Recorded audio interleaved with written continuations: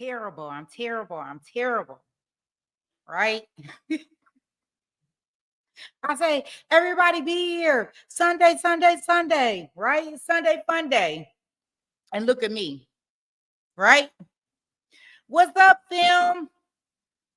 Hey, Baka. Hey, Fala. Hey, Irish. Hey, therapist. Hello, hello, hello, hello, everybody. Hello. Hey, the Jules. What's up? I tell you, Sunday fun day. I might have had too much fun. That's probably why I'm late.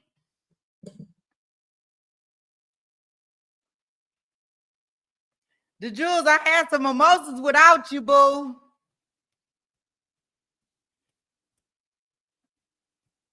I know. I know you. Look, please excuse me. Don't give me no tardy slip. Unlimited mimosas is my thing. I said, "Oh, I want to do a Sunday stream. Oh, I want to do a Sunday stream. This case is coming up. We need to rehash this. We need to understand this. But in the same token, I need to make sure that I have my mimosas today. Hey, Hazel, good. Hey, I need to make sure that I have look. I'm so silly. Look, got the dress on. Boy, I was doing some things today. Oh, wee. Boy, don't get me started. I am terrible with the capital T today. And that's what I can say. Terrible with the capital T. So bad. I'm going to get my whole life together. I'm going to get my whole life together. That's what I'm going to tell you. I was like, oh, precious. I tell you. I'm not doing mimosas and getting on stream.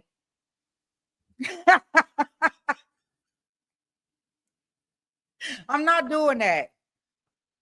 Because I probably won't be on my best behavior this entire stream. But y'all deal with it, right? We good out here in these streets.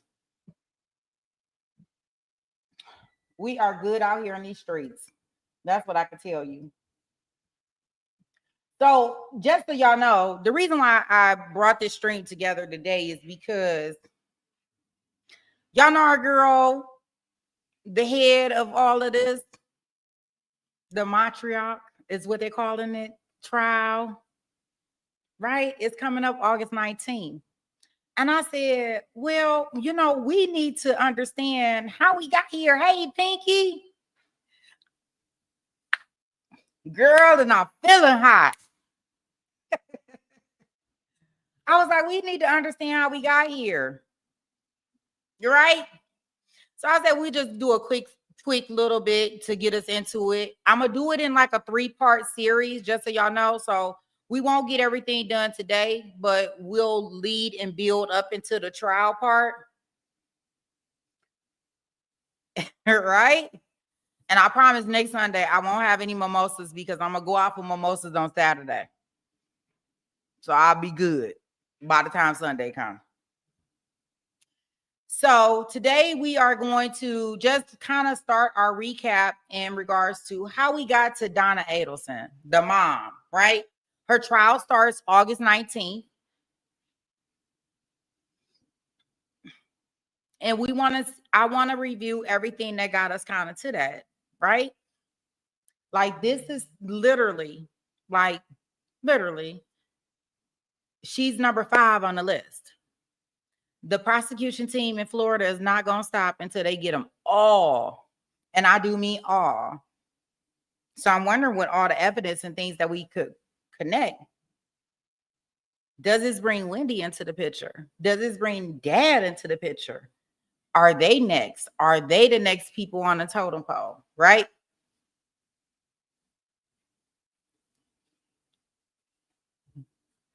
Yes, you are Irish. We got to watch her. Like, how could we not watch Donna? Just Be Nice says, hey, boo. She said, I think if they convict Donna, they're going to go after Wendy. And see, that's what I want to know. Like, what evidence we have, right? And just kind of review over key parts. Because remember, when Charlie went on trial, the evidence that they brought into his trial, that's what directly connected Donna. Right? So that's what connected her. So I figure, who's better trial to watch or to get just the snippets? We're not watching the whole trial. So let me just be real careful. We won't watch the whole trial, but we'll watch pieces and parts of it just to kind of refamiliarize ourselves with what we about to see when we get to Donna. You know, and it also brings the question to me, like, why didn't they just do them both at the same time? Like, why couldn't we do that? Do anybody have any thoughts in regards to that? Like, why didn't we do both of them at the same time? Because most of the evidence that they using from Charlie's, they're using for hers. Okay, therapist, you say for the different charges? I think they could have figured it out. Sure, we just seen another trial with two juries, two convict, two unalivings, and they did what they wanted to do. Now you got that right. They family ties runs deep. Pause. So I guess we're gonna kind of like take it back to the beginning, the moment when Dan Markel was actually unalive, right? And how the investigators pulled together and thread together everything in regards to their family secrets. I don't see, when we go back through this stuff, and as I was looking at the clips, like, I don't know how we cannot do, how Wendy was just didn't know anything. I don't know anything.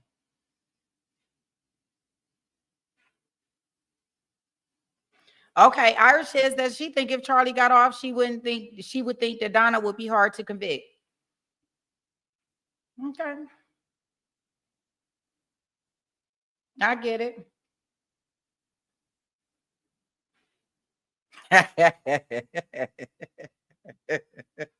Pinky says she is a character. I know, Just Be Nice, right? This is one case, and I don't know if y'all could tell me about another case where this prosecution team, and I like the prosecutor on this team, and I can't remember her name, and of course she in all of them, right? This has been one team in one case that they are taking them all down one by one. Oh, Katherine thought she was getting off. She wanted to retrial. Cool. We gonna retry you and we gonna get you again. Like, and that one I'm not even gonna get to, because why did she not take her plea deal to save Charlie? Really? That's what we was doing? You know, because she had a plea deal. They gave her immunity at one point in time, and she decided not to take it.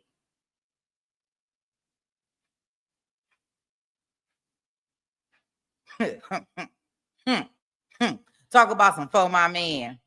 That's definitely a classic For My Man, and got to change the tune when she got convicted, right?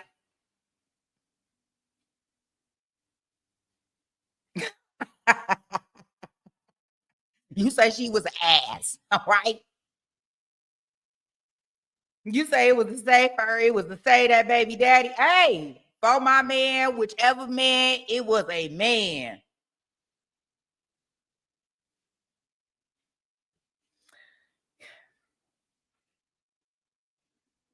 But didn't he? Okay. Sometimes you just got to save yourself.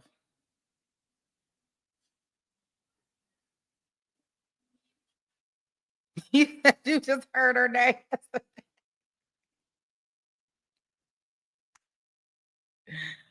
She definitely did. And I think that for some reason that after she testified against Charlie, she was up under the assumption that her time was going to be reduced. Even maybe that they were going to put another plea deal on the table for her. But nope, not at all. It ain't going down like that. We got other things that's going to go down in regards to that, right? So, I don't know. So what we're going to do first is, like I said, we're going to watch a little bit of what I thought was very key testimony in Charlie Adelson trial to kind of get us set up. But the first thing for anybody that is not aware or don't understand who we're talking about as far as the victim, I do have a video that I'm gonna play from my boy Vinnie, because I like Vinnie from Court TV. I like Vinnie. Between him and Jesse, I be in love.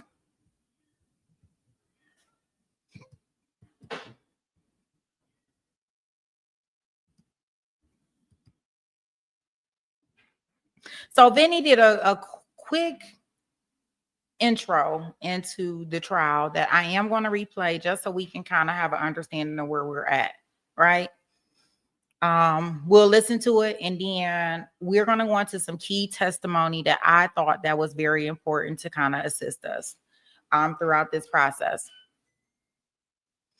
And we'll kind of take it from there. I don't want to, y'all know I can get up here and I can get to talking and I can get a whole bunch of chair dances in, right? I got my little fix. I am going to give a chair dance. Don't worry. We will not leave the stream without a chair dance. But I know that it's Sunday. Even though it's only 4:50 here in Arizona. I know we all around the world, everybody tunes in.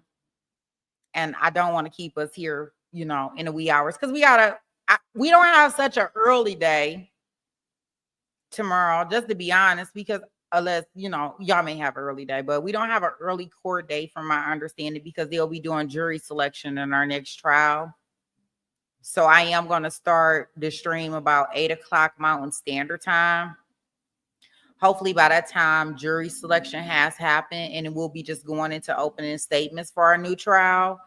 But if not, then I figure we can go over some legal documentation, hopefully, before and kind of get us ready and set for that. You already given us a booty.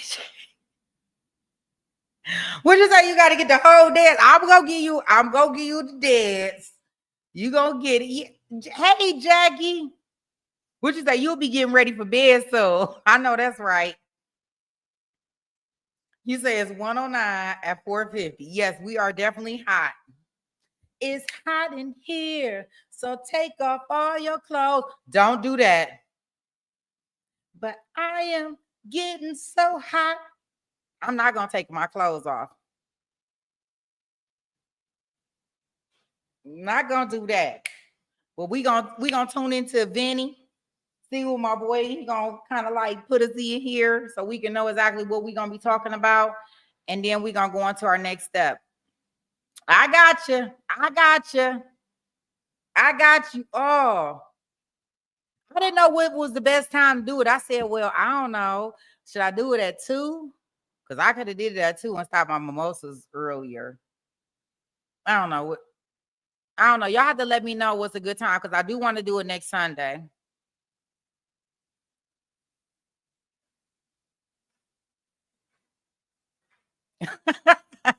We need a censor button.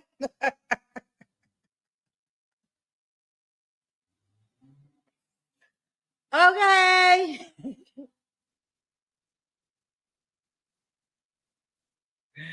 Yes. But what I will do is maybe next week, we'll just start it a little bit earlier. I can start because my Sundays it's either fun days or relaxed days, right? So I mean, I want to make sure that because we're gonna go over all of her legal documents and all that stuff next week, which should be good. Yeah, you say do it do it at your time because we have people all over. Yeah, I know, but I just, maybe if I flip and flop film, right? Maybe some people go to bed late some days and some people stay up. That's why, when we did the stream when I started at 4 in the morning, it ain't no way that I want to be getting up at 4 in the morning, right? But what I will say is that me getting up at 4 in the morning are people in UK, are people in Scotland, like in the different places, our only fan, right? People in those different areas, they were able to tune in. So it was pretty cool. So I'll kind of flip it and flop it. That's me, Baka. I'm in bed by 10. I just happen to be on a different time zone. I mean, in the bed, like,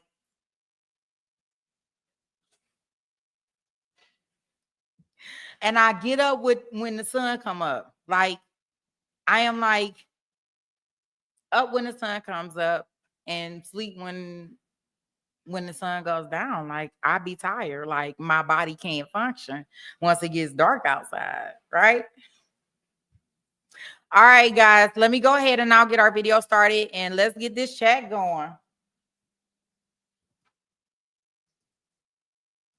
Father of two, Dan Markel, was involved in a bitter custody battle with his ex-wife, Wendy Adelson.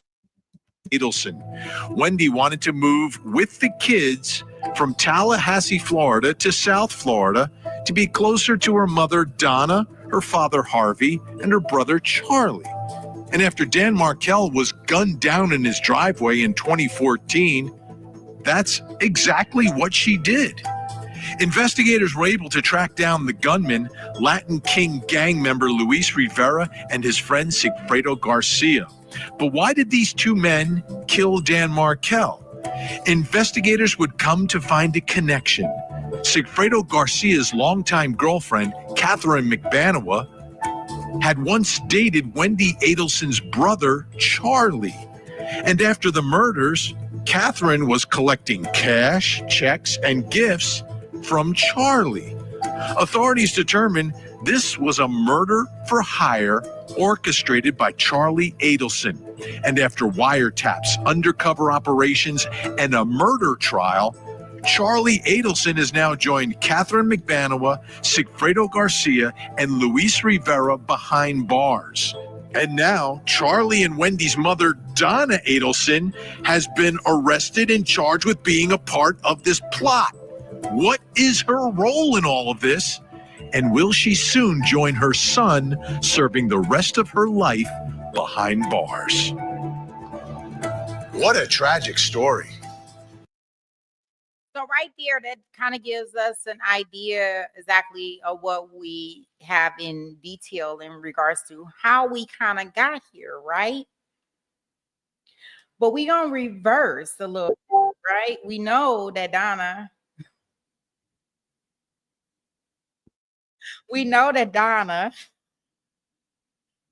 is she coming up. She's next on is what I would call, they thought they was doing a family hit, but now it has turned into a hitman's list for the family, right? How about that in reverse? And the sad thing about this is that when we think about this, in all honesty, this was a dad that wanted to be actively involved with his children, right? He didn't want his kids moving all the way down there with her family and all that stuff. He wanted his kids to be right there. And this all stems from a nasty divorce/custody battle, right? And you don't get many dads out here that are like that. He was a law professor, working man. Like, it's like, as a dad, like, I don't know how to put it into words, but it was a dad that was really aggressive in regards to being in his children's life. And unfortunately, the mom and the the grandma were just doing too much. Like most moms or grandmas, I should say, will be very supportive of whatever relationship that the baby daddy, ex-husband, child's father is having in the kid's life. But it appears that they were just so controlling and so overbearing, in Wendy's life that it turned into that. So the first clip that we're going to watch is where we hear about how, our thug, he got on the stand and he decided, and his name, for everybody that don't know, Louis Rivera. He got on the stand and turned thug to state witness. That's what he did, right? He is one of the actual hitmen that were involved in the incident. And we're going to just hear some information in regards to a video clip from his testimony in Charlie's trial, kind of describing how it all went down. And they were so stupid. I guess they wouldn't know, but I'm pretty sure people that in Florida know that when you go through certain tolls, it captures your easy pass. They were so silly that the gun went off in the car and shot a hole in the floor of the rental car. They got caught on every bus camera, right? They followed this man to the gym, because remember, they was stalking and praying.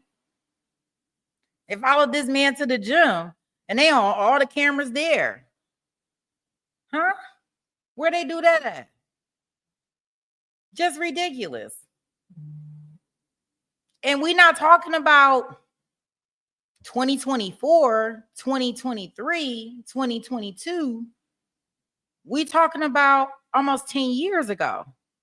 So if anybody's listening to this stream at this point in time and we in 2025, please don't do the crime.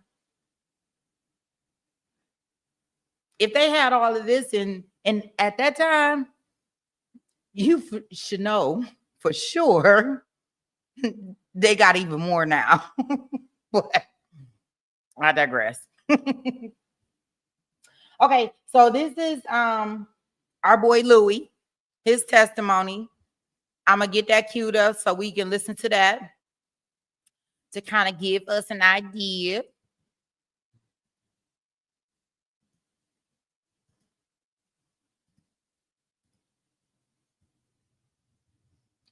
Let's see what our boy Louis got to say.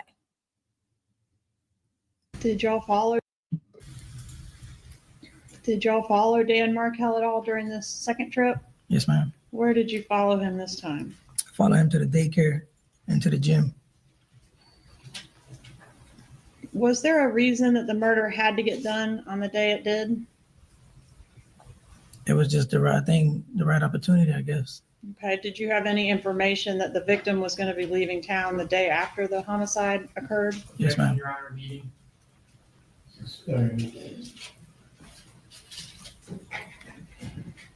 Is the answer struck? The answer is not struck. You need to rephrase your question. All right. So how did you find out that the victim was leaving town the following day? I can't remember that good. Was it from a blog? Objection, Your Honor. Meeting. It's not leading, Your Honor. Rule.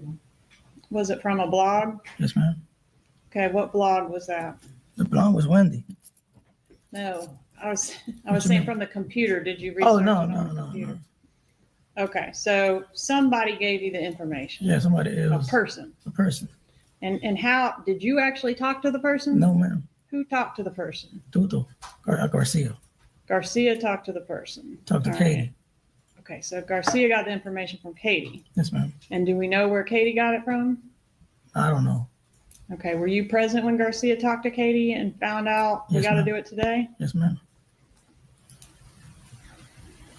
He was on the phone. I'm sorry. That was on the phone speaking. He was talking to Katie on the phone. Yes, ma'am. And you were present for that. I was in the car. Who was driving the green Prius on, like, whenever you were following Mr. Markel right before the murder? Me. Did you go to, I think you said the daycare. Where else did you go that day? The gym. Have you seen the video surveillance from the gym in this case? If I have seen it now, Yeah, where the green Prius is at the gym. Have you seen that? I've seen it. And is that you driving that Prius? Yes, ma'am. Okay, is Garcia in the vehicle as well? Yeah, absolutely. All right. Did you know whether or not the kids were in the car at the time you were at the gym? Nah, he dropped them off. I seen him when he dropped them off in the daycare. So you actually saw the kids go into the daycare? Yes, ma'am.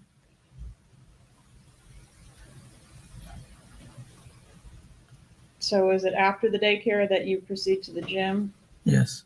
And what about after that? We followed him to his house. All right, so did you wait in the car while the victim went into the gym and worked out? Yes, ma'am. And did y'all know at that time, like, we're gonna do it when he comes out of No. the gym, or not necessarily? Not necessarily. Nah. So you're just following him to see where he goes. To see where he goes. And where did he go? To his house.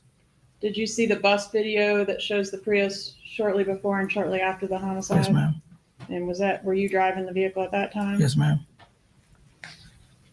Tell us what happened when you got to Mr. Markel's driveway. Well, he had turned he turned the block before. We kept going, so we went to in front of his house. So when he pulled in, we pulled in right behind. I pulled in right behind him.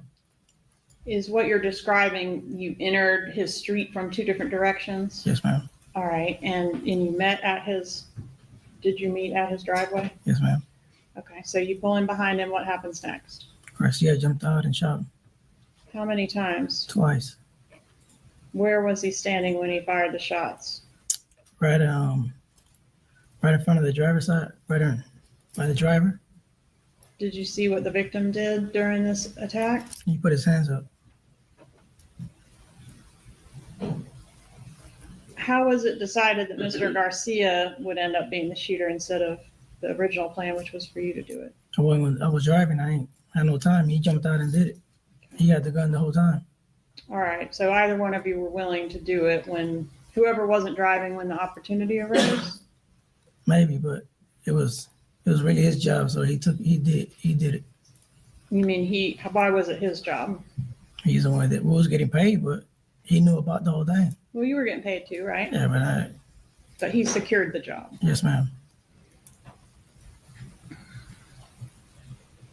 The bus video that we looked at, one of them shows the passenger side, someone in a white shirt moving around a lot right after the homicide. Can you explain to the jury what was going on in the car at that time? He was trying to hide the gun. And that's Garcia. Garcia Where did he put the gun? ran on the front in the passenger side, right under the rug. Okay, what ultimately happened with the gun? We threw it away Where? in the river. On the way back to South Florida? Yes, ma'am. Is that where y'all went when you left Tallahassee? Yes, ma'am. When did you turn your cell phones back on? I think we turned them on right away, I think. After leaving Tallahassee? Yeah. If I remember, I really don't remember, but it got turned on. Sometime after the murder, they got turned back on. Yeah. Okay. Do you remember who made the first phone call out of the two of you? I didn't make no phone call. He did. Who did he call? I think he called Katie. Well, he called Katie. He Say called that Katie. again? He called Katie. He called Katie. And were you able to hear the conversation with Katie? Yes, ma'am. And what was that conversation? He told her everything is done. She's like, I know. And he's like, where the money? Okay, let me back you up just a little bit. How did she know it was done? I think she got a phone call right away before we did. All right, but somehow she indicated she knew. Yes. All right, and you asked about the money. Did you personally ask about the money, or was that Garcia? That's Garcia. What did she say about the money? He'll get it tomorrow. Did you get it tomorrow? Yes, ma'am. On the way back from Tallahassee to Miami, did you stop in Pembroke Pines at an ATM machine? No way back. Yeah. I know we stopped. I'm going to show you states 39 through 45. Have you seen these before? Yeah.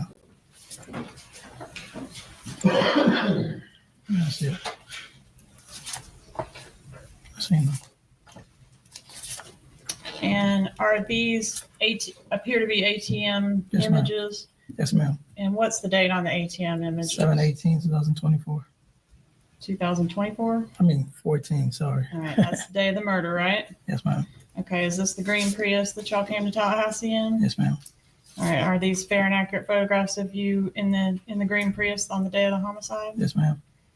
Permission to introduce and publish states 39 through 45.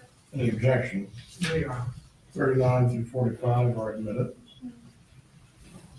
Permission to publish. You may.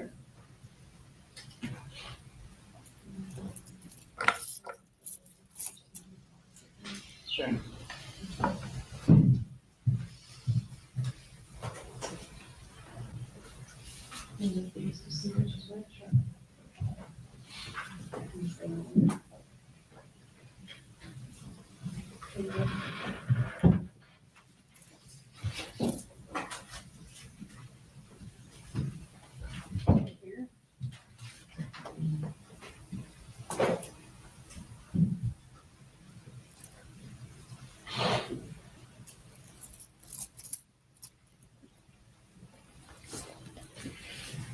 Publishing states 39 and 40, please.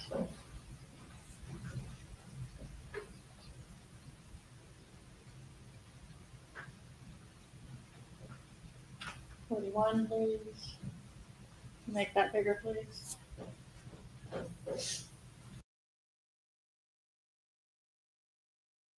Like they got him like all face up, face all in the camera at the ATM machine. Like, really? Yeah.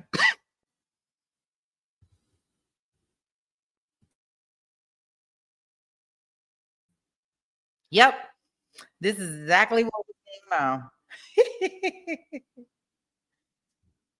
This is exactly what's going on. Here we go.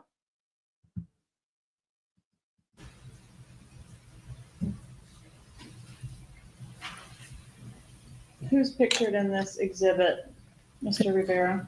That's me and Garcia. Who's that in the foreground, closer to the camera? That's me. I'm the driver. Okay. 42, please.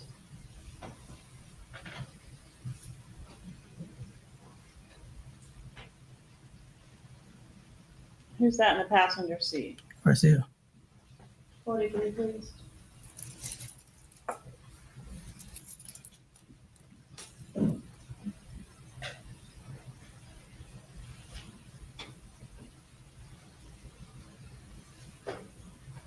And 44.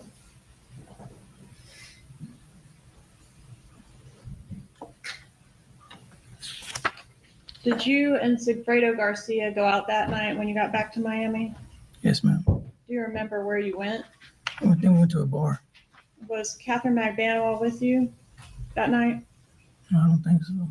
Do you know where she went that night? No, I don't know. All right. The next morning, is that when you saw her again? Yes, ma'am. All right. Tell us what happened the next morning. The next morning I woke up, I went to the barber shop, and she went to my house and took the money. She had the money at your house? Yeah. Did you go home and get it? Yes, ma'am.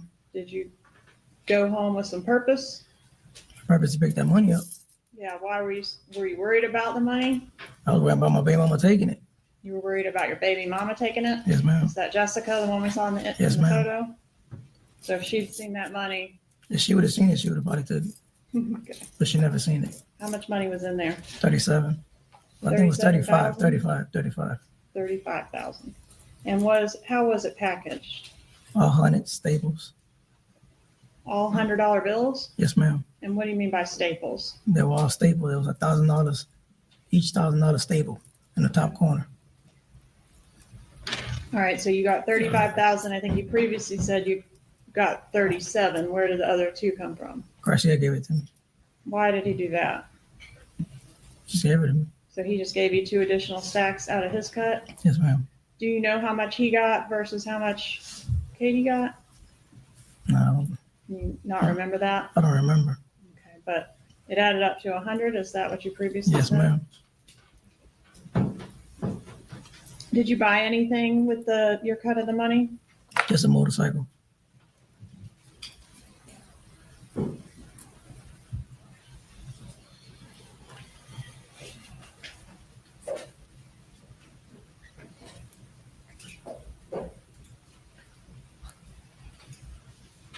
Approach you with states 46 and 47.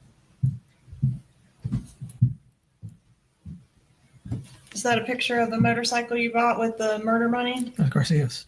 That's Garcia's. What about 47? Is that your Yeah. motorcycle there? That's mine, yeah. Okay, and this is Garcia. Garcia's. And then what about this Monte Carlo in the background? Did y'all buy that too? That's Garcia's. He got it. Did he buy that with the murder money? Or after the murder? Shortly Yeah. after the murder? Yeah, something like that. All right, are these fair and accurate photos of those vehicles? Yes, ma'am. Judge, at this time, I'd ask to move into evidence states 46 and 47. Any objection? No objection. States 46 and 47 are admitted. I published 46, Your Honor. You may.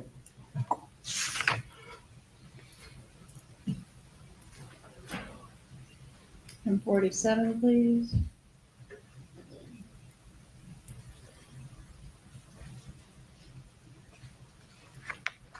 Did you make any changes to your cell phone after the murder? Do you remember? I don't remember.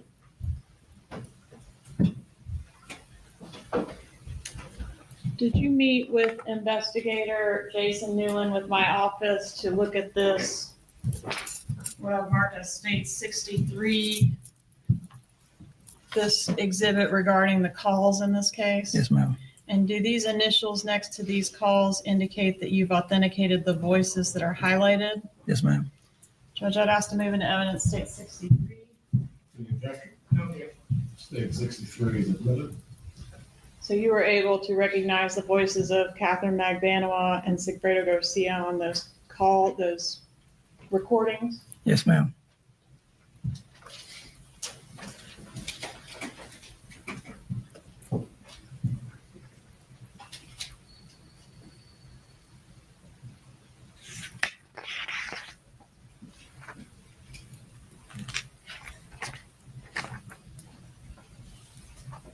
Have you ever had any kind of contact with any member of the Adelson family? No, ma'am.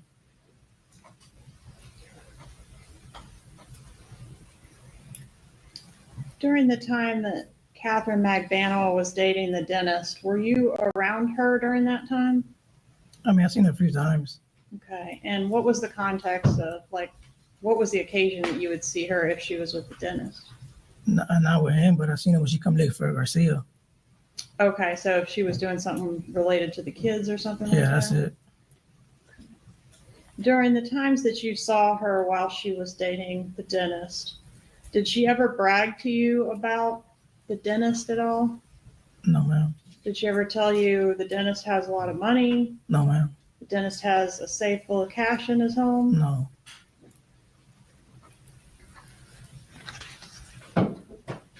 So do you even know who the dentist is? I mean, do you know who he is here Never in the met him. courtroom? Never met him in my life until today.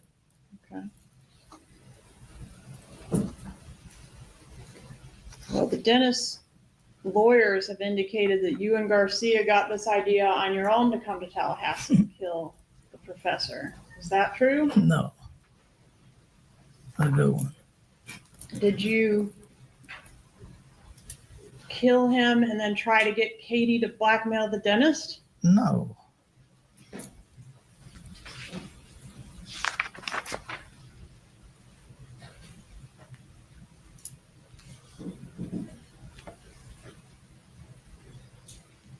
When you suggested to Sigfredo Garcia on the way up that it would be easier to just do a robbery, would it have been easier to rob the dentist back in Miami than to come up here to do a murder? I never said nothing about him because I don't know him, but I said, let's go rob the lady. Right. Just like but that.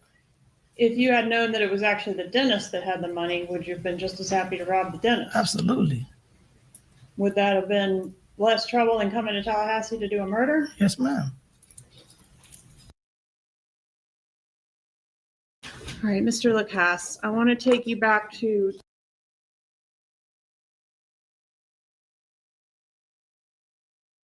That's Wendy's boyfriend that kind of came up. I didn't put anything in regards to his testimony, so we won't cover that. That's not part of what we're going to do today. So what we just heard from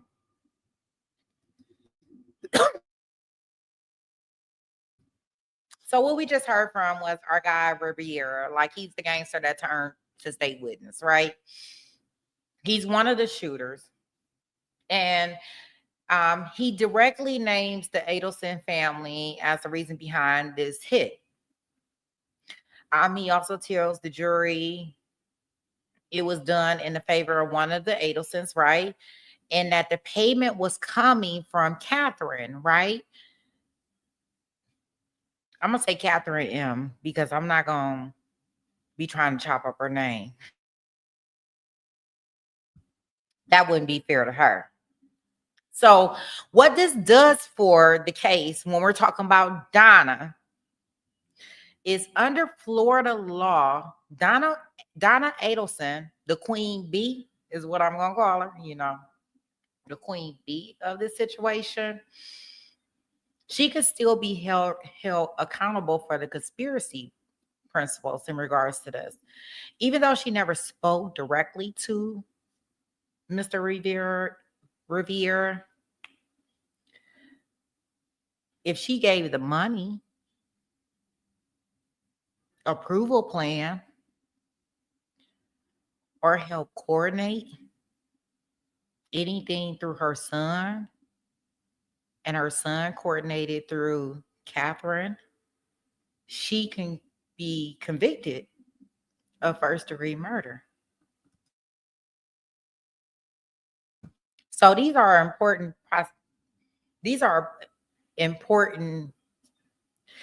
things that the prosecution team is going to be bringing out in regards to when they're trying to go after Donna. So I think that with his testimony, it kind of starts coordinating. What's up, OnlyFan? I don't know why I keep coughing, but through his testimony, it starts to build the chain of events for anybody that did not follow the trial, right? If you didn't see, all the people that went to trial was Katherine's baby daddy. I'm going to call him the baby daddy. I think his name is Surfredo, right? Our guy that just took the stand right here, that we just heard some of his testimony showing how the money was transacted. He was Surfredo's friend.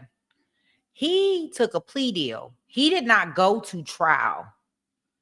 Katherine went to trial one time, and it was over. I believe it was overturned, if I'm not mistaken. She was found guilty. Anywho, at the end of the day, she was tried again.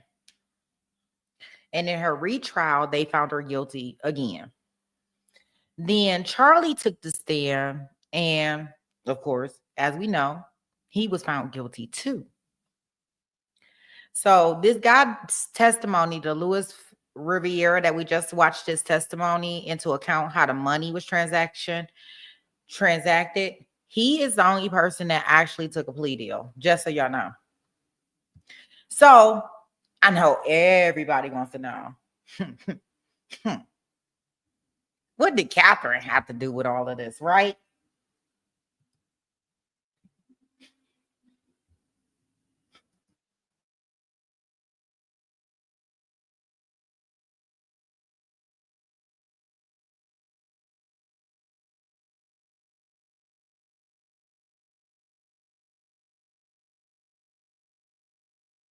Crazy. Oh, look at you, Film Free. Look, got you up on the late night. Thank you, thank you, thank you.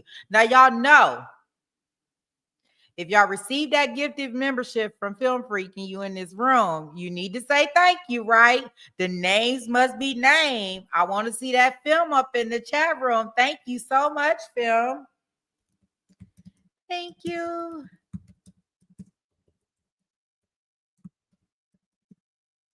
I can't see who gets them, just so y'all know. I want y'all to know that. So whoever got it, I want. Thank you, thank you, thank you. I'm thanking you on their behalf, somebody else's behalf. Just thank you, thank you, thank you. Right? The names must be named over here. C-G got it. Okay, C-G. That person probably gonna be coming in real green if they chat, right? So this is another part of the testimony that I wanted to show y'all. Like, this is the big stare down, right? Let me show y'all. Like, he was pretty peed off with our boy Charlie.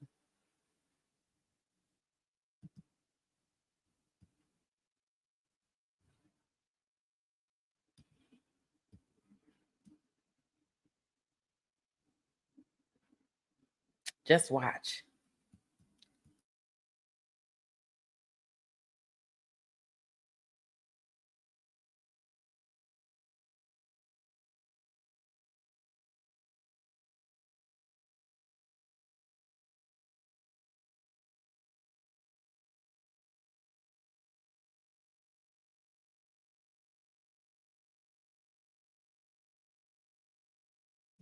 Look at the stare down. Y'all see it? They staring at each other. Like, we got the snitch on the stand. No, I don't have it paused, y'all. Look at that. Y'all see that?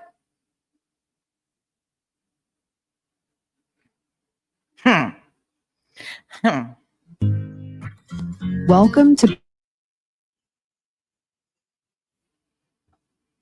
There we go with the stare down.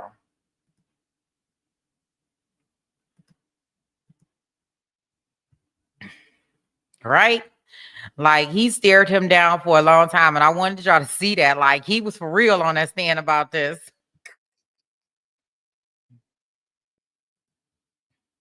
So now what we're going to do is we are going to, the most crucial testimony, right? Because it was her baby daddy's friend, Lewis, which we just seen. And she was dating Charlie at one point in time, right? So her testimony was key to like piecing all this stuff together. So we're going to revisit her testimony. Okay. So let's get into that. The witness may be seated. Please raise your right hand. Do you swear or affirm the testimony you're about to give will be the truth? I do. You may take your seat. Please speak loudly and clearly. Yes, Your Honor.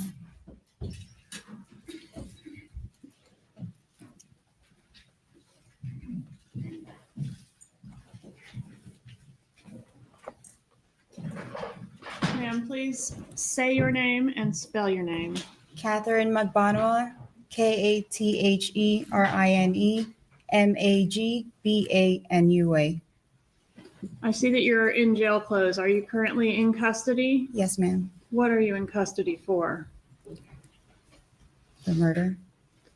Are you doing a sentence for murder? Yes, ma'am. You were convicted of murder? Yes, ma'am. And is that the murder of Dan Markel? Yes, ma'am. Did you have a trial in your case? Yes, ma'am. Did you testify? Yes, ma'am. You testified on your own behalf. Yes, ma'am. All right. And when you testified, were you truthful with the jury?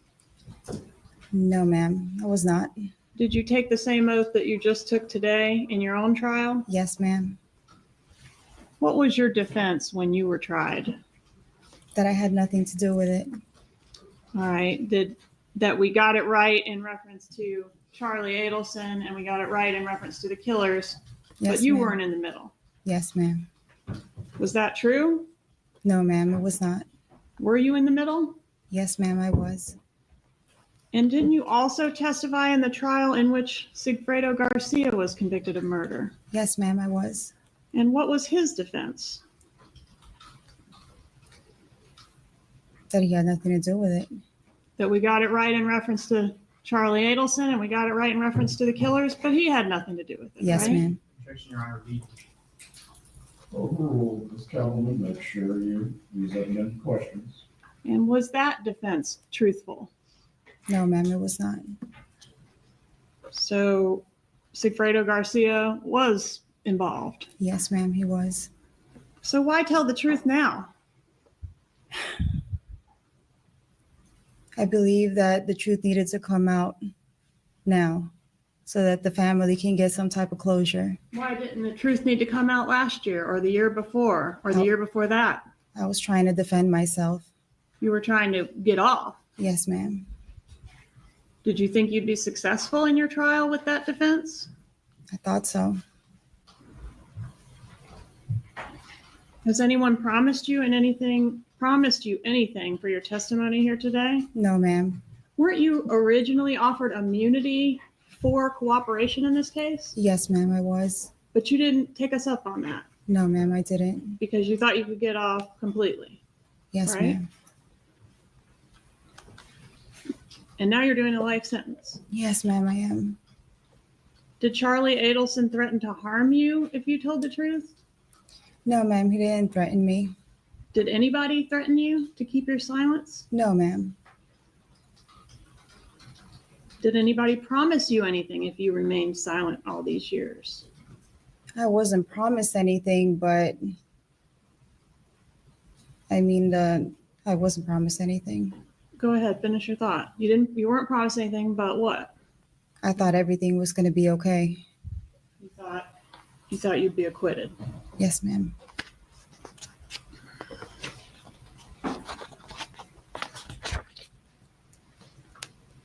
All right. So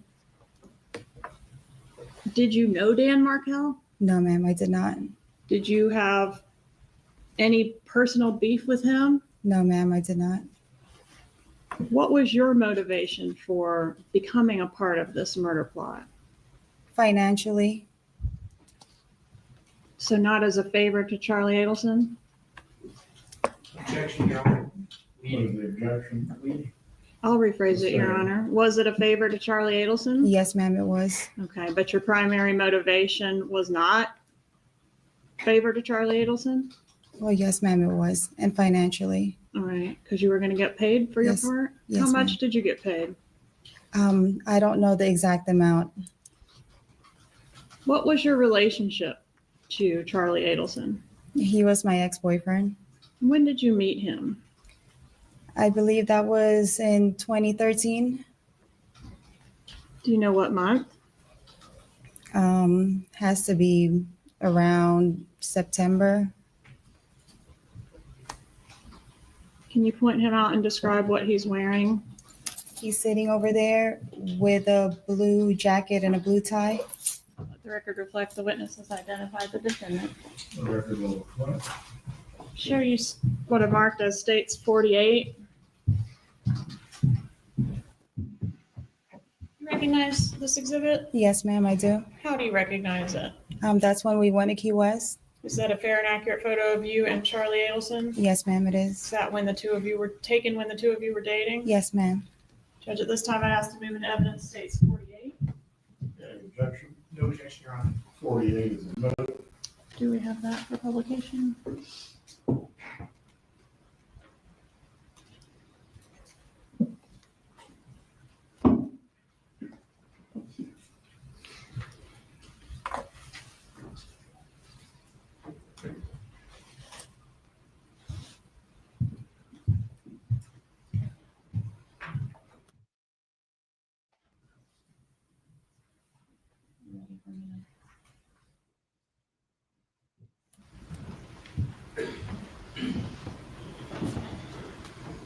So was this photo taken before or after the murder? Before. Who came up with the idea to kill Dan Markel? Charlie. So Sigfredo Garcia didn't come up with the idea? No, ma'am, he did not. Luis Rivera didn't come up with the idea? No, ma'am, he did not. When did the defendant first bring this idea up to you? My first recollection was around Halloween of 2013. Around Halloween or on the actual? On Halloween, yes, ma'am. All right. What's your recollection of how that came up? We were at a Halloween party in Lincoln Road, and right before we were about to go, he got in the car with me and he asked me a question. What was the question? Do you know anybody that can harm someone? And did you know anybody that could harm someone? Yes, ma'am, I did. Who was that? Sigfredo. And at the time, what was your relationship with Sigfredo? It wasn't the best. But he was the father of your children, right? Yes, ma'am. He, So were you dating both men at this time, or were you only dating no, Charlie? I was only dating Charlie. And so he meaning the defendant, initially said, do you know anyone that could harm someone? Was he aware of your connection to Sigfredo Garcia when he made that statement? Not that I know of. No, ma'am. Did you suggest Sigfredo Garcia at that time to the defendant? No, ma'am. What did you say? I just said yes and kind of left it alone. All right. Did it go any further than that at that time? Not that night. All right. Did you know who he wanted harmed at that time? No, ma'am. All right. Had you become aware during the course of your relationship with him that he had some kind of issue going on with his sister's ex-husband? Yes, ma'am, I did. What did you learn about that?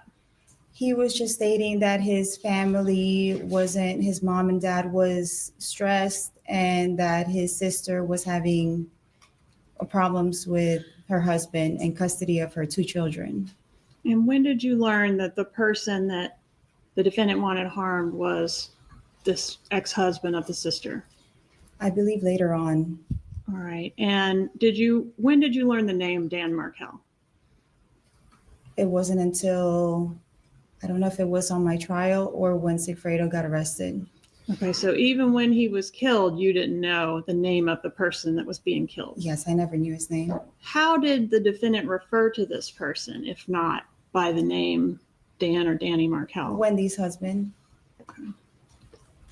So you knew that the person that was going to be initially harmed was Wendy's husband? Yes, ma'am. Okay, and you knew that there were issues, or what did you know about the beef with him? He painted this picture that this was a terrible man and making his family go through a lot custody-wise with his sister. Right. And when he would say these things to you, is it in the context of his mom specifically or his family in general? I believe it was more towards his mom. Meaning what? That his mom hasn't been sleeping, his mom is not eating. I know his dad wasn't the best health either, but he would refer to his mom a lot. All right. And the reason she wasn't sleeping or eating, did that have to do with this ex-husband of Wendy? Yes, ma'am.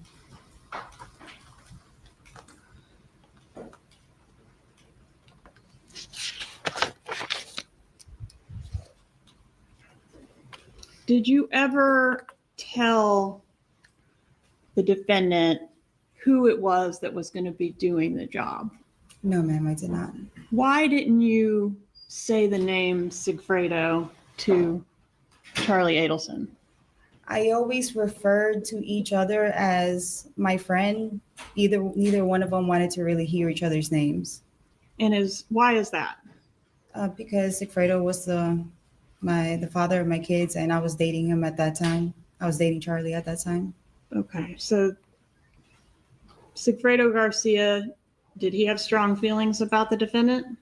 Yes, he didn't like him. All right, and is that because you were dating him? Yes, ma'am. Okay, and vice versa, you're not going to talk about the child's father with the new boyfriend either? Yes, ma'am. Okay. So is it true then that you were sort of walling these two off from each other before the issue of the murder and the conspiracy ever even arose? Yes, ma'am. And did that pattern continue throughout the murder conspiracy. Yes, ma'am, it did. Do you think Charlie Adelson knew that it was your child's father that you were going to? He might have had an idea, but he just never said it out loud.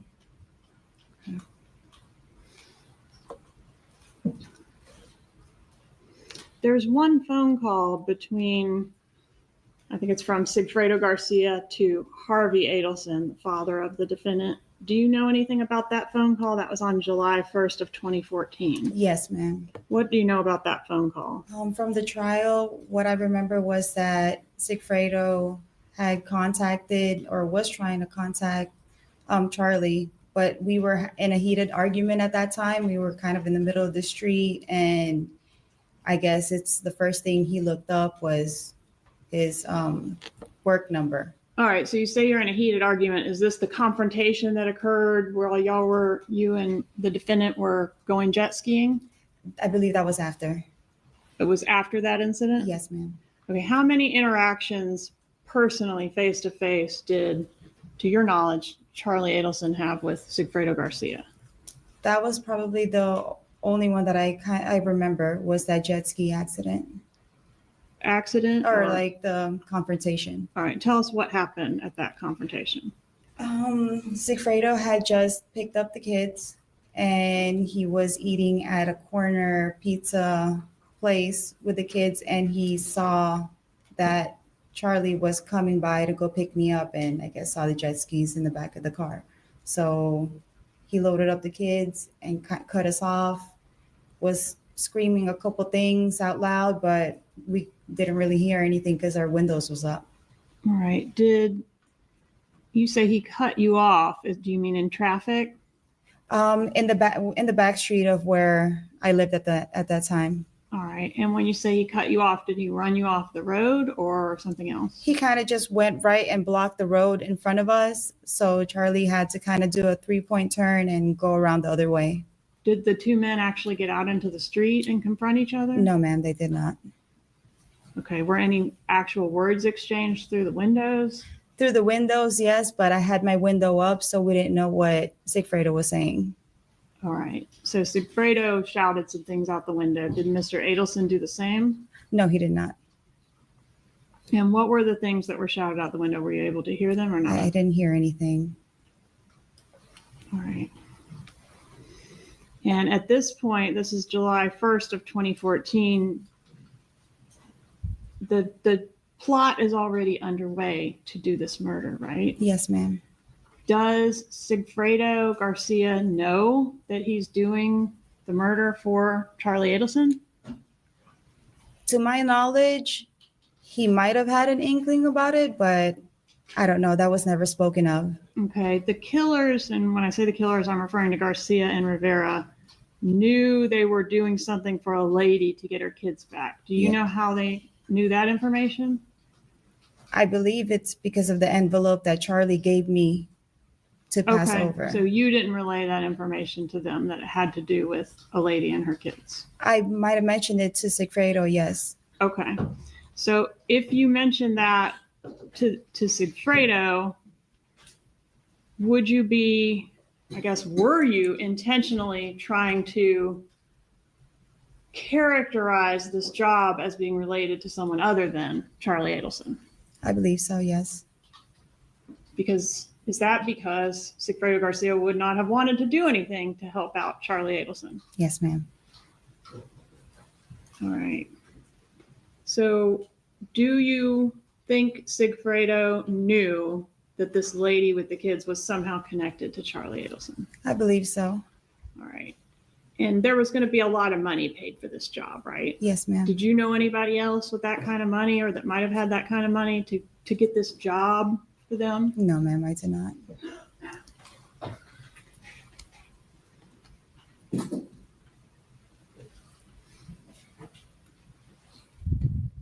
All right. You mentioned the paper. Luis Rivera said there was a paper that Sigfredo had when they came to do the murder. Do you know anything about that paper? No, ma'am, I don't. All right. Did you provide a paper to Sigfredo Garcia? Yes, I did. All right. And when you say you don't know anything about it, but you gave it to him. You obviously know something about it, right? Yes, ma'am. Okay, so tell us I know what you're trying to say is you don't know what was on the The paper. content of it. Yes. Tell us how you got the One paper. moment. Mr. Rashford. Sustain, Ms. Kappelman, please use open-ended questions. Tell us how you came into possession of this paper that the killers had. Okay. One day, just a random night that I was over at Charlie's house, he had a manila envelope that was sealed. He told me, Katie, do not open it. Do not touch it. Do not look inside it. I didn't print this paper out from my office, printed it probably from another office, and basically give that paper to the other person. All right, and who is saying this? This was Charlie. All right, this defendant. Yes, ma'am. So he says to you, I have this paper. How does he give it to you? I had a diaper bag, so he showed me the envelope, and I was like, just put it in there. Did he express any concerns about fingerprints being on the envelope or the contents? Yes, ma'am. He said he wore a glove so that there's no fingerprints on it. He was very specific about me not opening it and not looking inside it. And he also told me that he didn't print it from his office. All right, and what about licking the envelope? And that he didn't lick the envelope. He said he did not lick the He envelope? did not lick that. And what was the purpose of that? I guess his DNA. Okay. So did you touch the envelope? It was in my diaper bag, but I don't remember if I never opened it, but I might have touched it just to stick it inside in my diaper bag. And did you deliver the envelope to Sigfredo Garcia? I must have contacted Sigfredo and just told them, hey, come by the house. And then, he was kind of in and out of my life. So he popped up. He literally got the envelope. I was like, you have something inside that bag. And then he grabbed it, stuffed it in his pants, and left. Okay. In regards to the June trip that the killers made, did you provide Garcia or Rivera with any money for expenses Yes, ma'am. associated with that trip? Yes, ma'am, I did. And where did you get the money from to do that? From Charlie Adelson. Can you tell us about that? What was the context of you getting that money? Sigfredo would just ask me, hey, I'm going to need some money. I need to go out of town. And I'm like, okay. So then I'd go to Charlie, or I'd be at Charlie's house, and I'll tell him I need some money for the expenses. And he gave you some money? Yes, ma'am. About how much money, if you know? I can't recall, but it was a couple $100.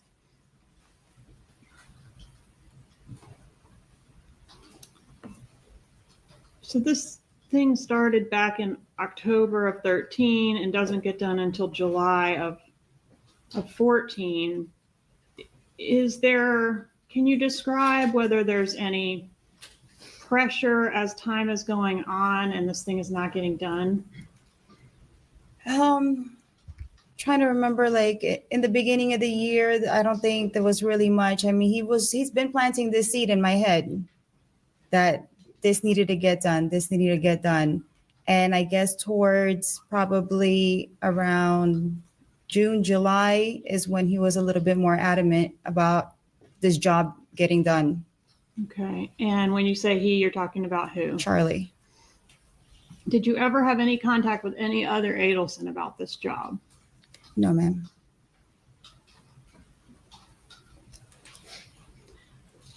In the context of, this needs to get done, this pressure getting put on you, is there ever a mention of the mom, Donna, or the divorce situation in the context of getting it done?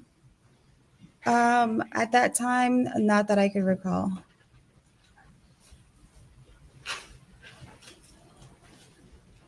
Will you publish 35, please?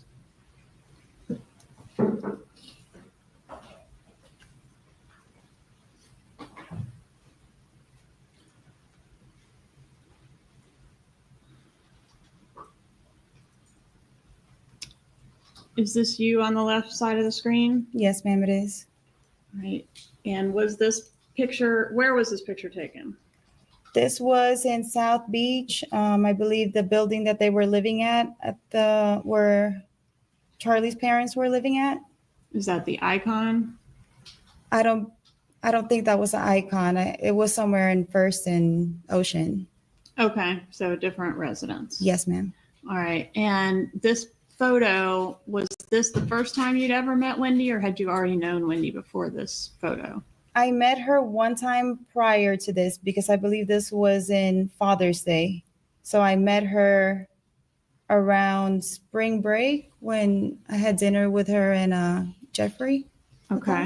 So the Yardbird restaurant? Yes, ma'am. All right. So this was the second time you'd met her. Yes, ma'am. Did you have a relationship with her outside of her being Charlie's sister? No, ma'am, I did not. Did you communicate with her by phone or through any apps or anything like that? No, ma'am, I did not. Did you receive any communication from her specifically about the homicide? No, ma'am, I did not. Did Wendy ever give you any money or other gifts? No, ma'am, she did not. Did anybody pay you for your part in the murder other than Charlie Adelson? No, ma'am, they did not. All right. And the payments from Charlie Adelson, did those include the checks that were signed by his mother from Yes, the Adelson ma'am. Institute? Yes, ma'am, it was. Did you perform any job at the Adelson Institute? No, ma'am, I did not. You didn't go up there and clean on the weekends? No, ma'am, I did not.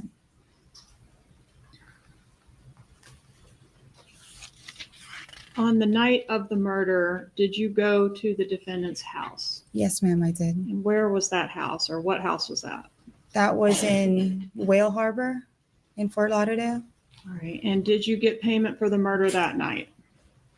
I believe it was the following morning. Were you in a panic when you arrived at his house? Was I in a panic? In a panic. I wasn't in a panic, but Charlie was. Okay. Explain that. How was he acting? When I opened the door, he was kind of frantic and he had a gun in his hand and he was just all over the place. Was that normal behavior for him?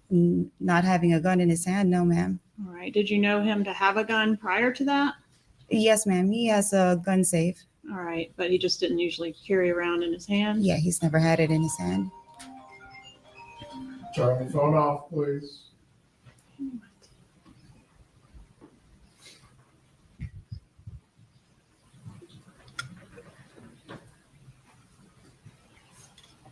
What was he saying to you when he was in this frantic state? I can't really recall because he had given me some Xanax, so it was a little blurry that night, and I just fell asleep. I think we both fell asleep. So, All right. Can you tell the jury whether the excitement that he was showing had to do with the murder or something else? yes, ma'am, it had to do with that. Okay.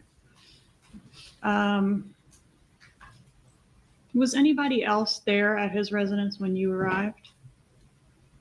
At that day, no, ma'am. Okay. Did you ever see his parents at the residence? No, I didn't see his parents. How was the money packaged when you got it? I think you said you got it the next morning.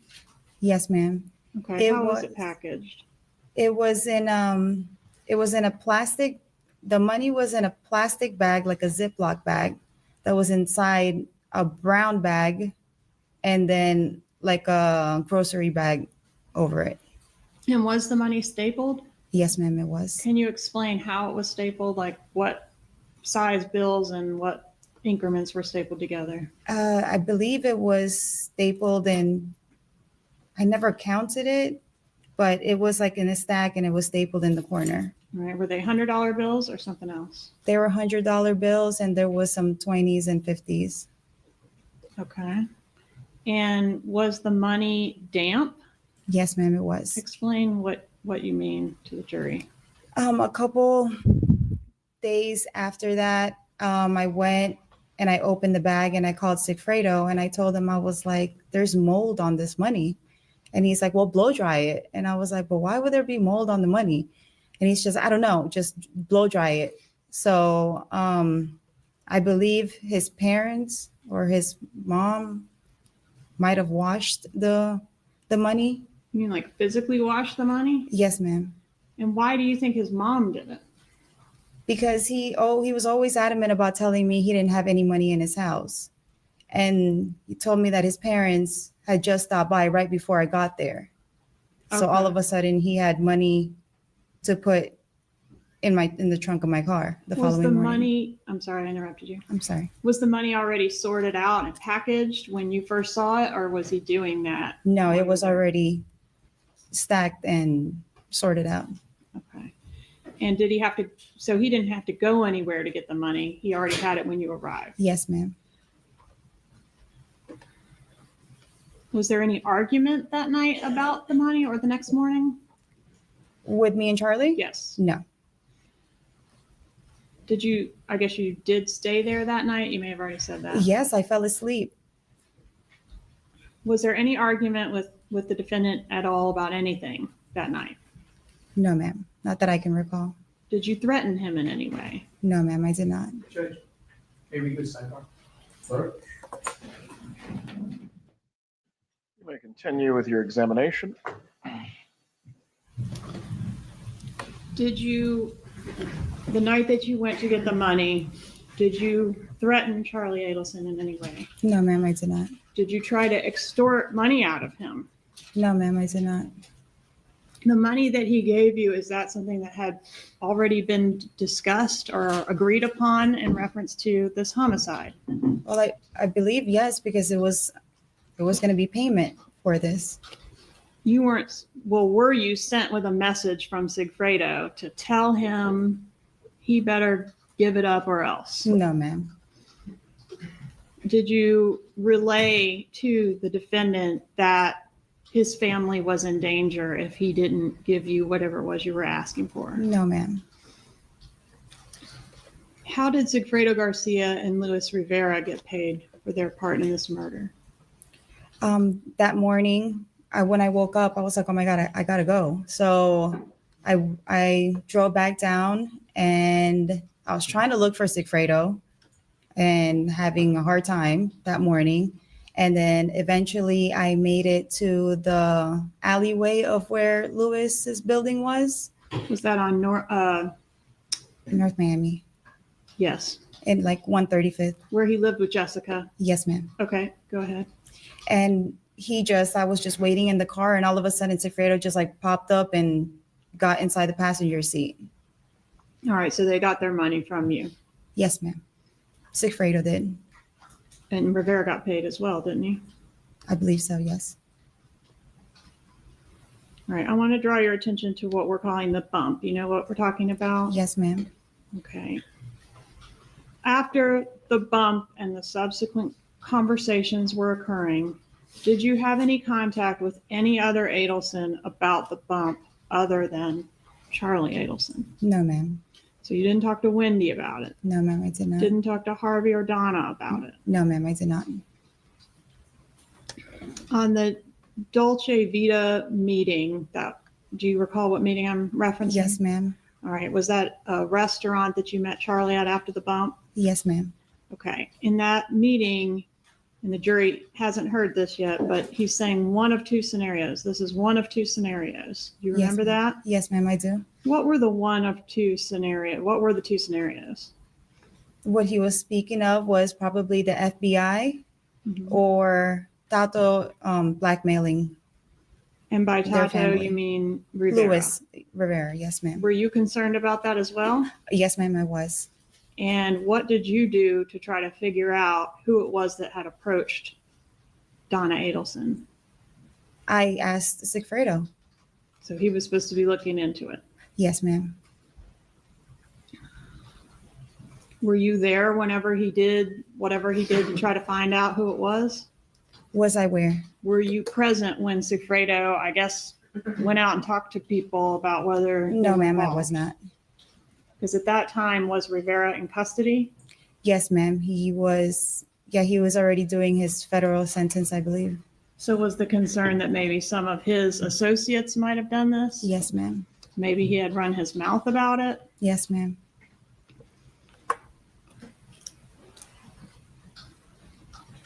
Have you reviewed what I had marked for U.S. States Exhibit 111, the Dolce Vita recording with the transcript attached? Yes, ma'am, I did. And does the transcript in that exhibit accurately reflect the words that were said at that meeting between yourself and the defendant? Yes, ma'am. When the defendant described the bump to you, strike. When you were speaking with Charlie Adelson and also Sigfredo Garcia about this bump, did you speak in code? Yes, ma'am, I did.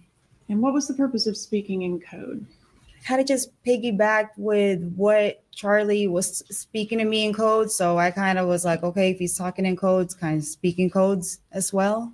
Was the concern that the calls could be being recorded?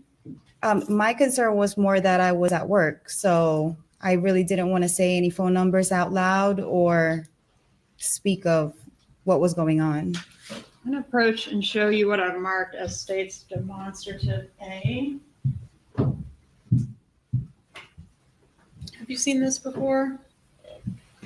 I don't know if you have. No, ma'am, I have not. All right. And it's got several items listed here as code words with the actual meaning next to them. Yes, ma'am. Would you take a moment to just, and the ones in red are the ones used by you, the ones in yellow are used by Charlie Adelson. Okay. Will you review this exhibit and just tell me if it's accurate as far as what the code means?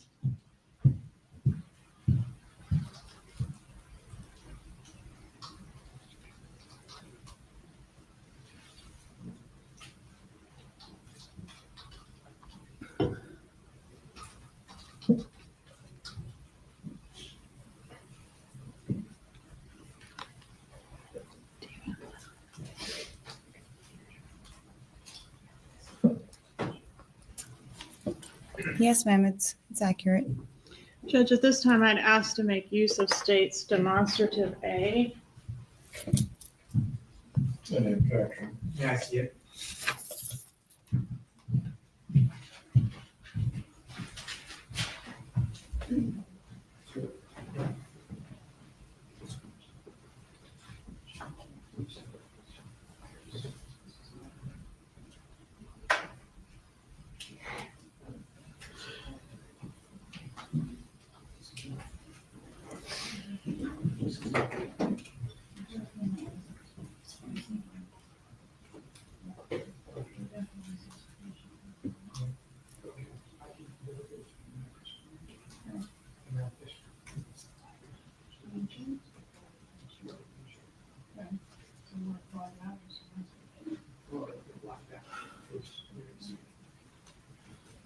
All right, Judge, I think we have an agreement with a couple redactions. Very well. You can go ahead and make those now. Maybe if I can borrow a Sharpie from the clerk.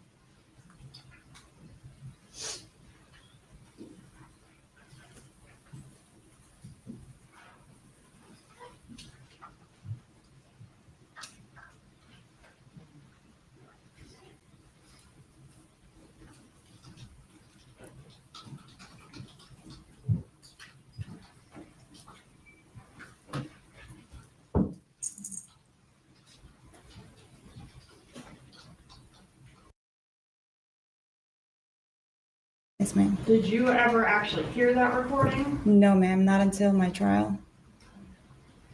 And then the client, there's a lot of discussion about this client or this tenant, you need to find out if this is going to be a good tenant or a bad tenant. Yes, ma'am. Was the tenant this person, if it really was a blackmailer, this thug that's somehow affiliated with Rivera? Yes, ma'am.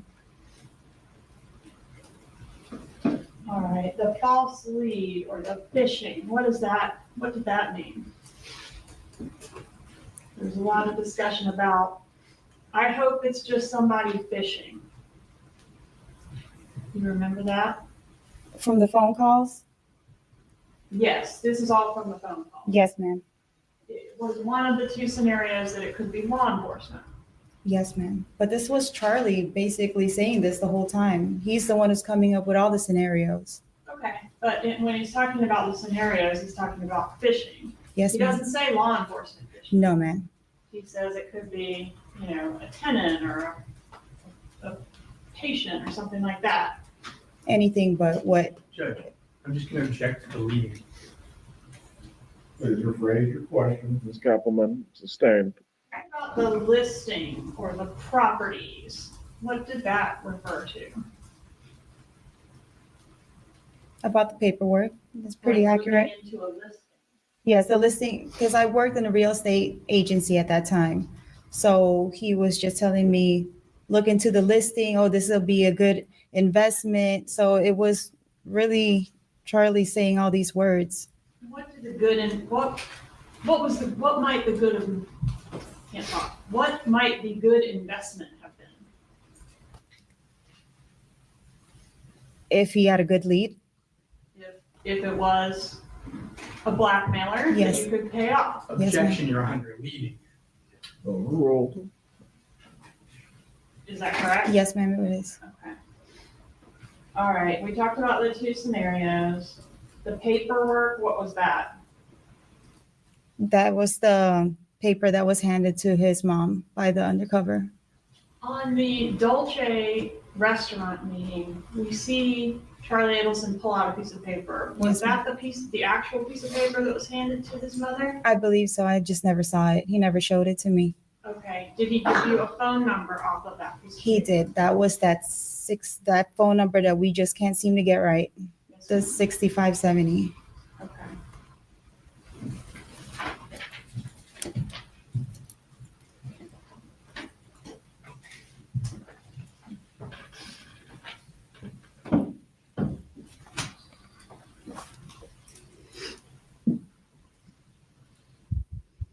At any time after, I know we talked about the night of the money, that you got the money. But at any time after that, did you ever blackmail Charlie Adelson? No, ma'am, I did not. Did you ever threaten him in any way? No, ma'am, I did not. Did you relay any threats on behalf of Sigfredo Garcia? No, ma'am, I did not. Did anyone ever make you extort any money or other favors out of Charlie Adelson? No, ma'am. Before the murder, had you bragged to Garcia and or Rivera about my new rich boyfriend? I didn't even know he had money like that. Well, I mean, he had a, I mean, he had a good job and, he had a nice house, but I wasn't aware of how, how much money he has. okay, but he definitely had more than Sigfredo Garcia. Oh, yes, ma'am, he did. Okay, and did you brag to Garcia like, oh, I got a new, better I mean, guy? I'm pretty sure he saw that I was happy and I was, going out to dinners and hanging out with him. So Okay. But did you tell them specifically he's got a lot of money? no, I did not. Did you tell them specifically he's got this issue with his sister's ex-husband? I believe I mentioned it. Yes, I Okay. did. And when you talked to them about he's got this issue with his sister's ex-husband, was that in the context of hiring them to do the murder or just in, And just in general. okay, so they Just- were aware that he had this issue. Well, Sigfredo was, yes. Okay. Did you ever talk to Rivera about it? No, I did not. Okay. And when you talked to Sigfredo about it, did he ever say, well, I think I'll just drive to Tallahassee and kill the guy or anything like that? No, ma'am, he did not. Is that something he would have mentioned to you if that was his idea? Sigfredo doesn't say a lot of things to me, so, and he likes to keep a lot of things away from me. So he would have Okay. never asked me that or told me that. Okay. But in this case, I guess, okay. So is it possible that Sigfredo and Rivera came to Tallahassee and did this killing without any communication from you or Charlie Adelson, just on their own? No, ma'am. And then That would be, extorted Charlie Adelson through you to get money because they had killed the guy? no, that'd be impossible. How would they have any information? Well, they could have seen it on the internet. No. I don't think so.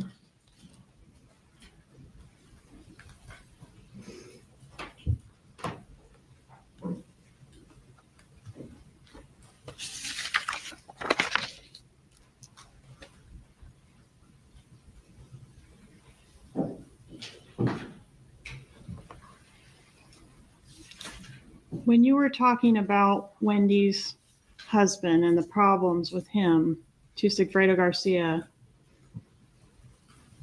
I know you've already said this, but I just want to be crystal clear. Yes, ma'am. Did you say the name Dan Markel?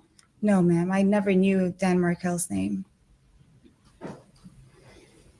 How was the name Dan Markel, the location and name of the target for this killing, provided to the killers? I believe it was all the information that was given to Sigfredo, which I got from Charlie, was all in that paper. Paper provided by this defendant. Yes, ma'am. Inside the envelope. May I have a moment to confer? Go ahead. No further questions. Cross-examination. Thank you, Your Honor.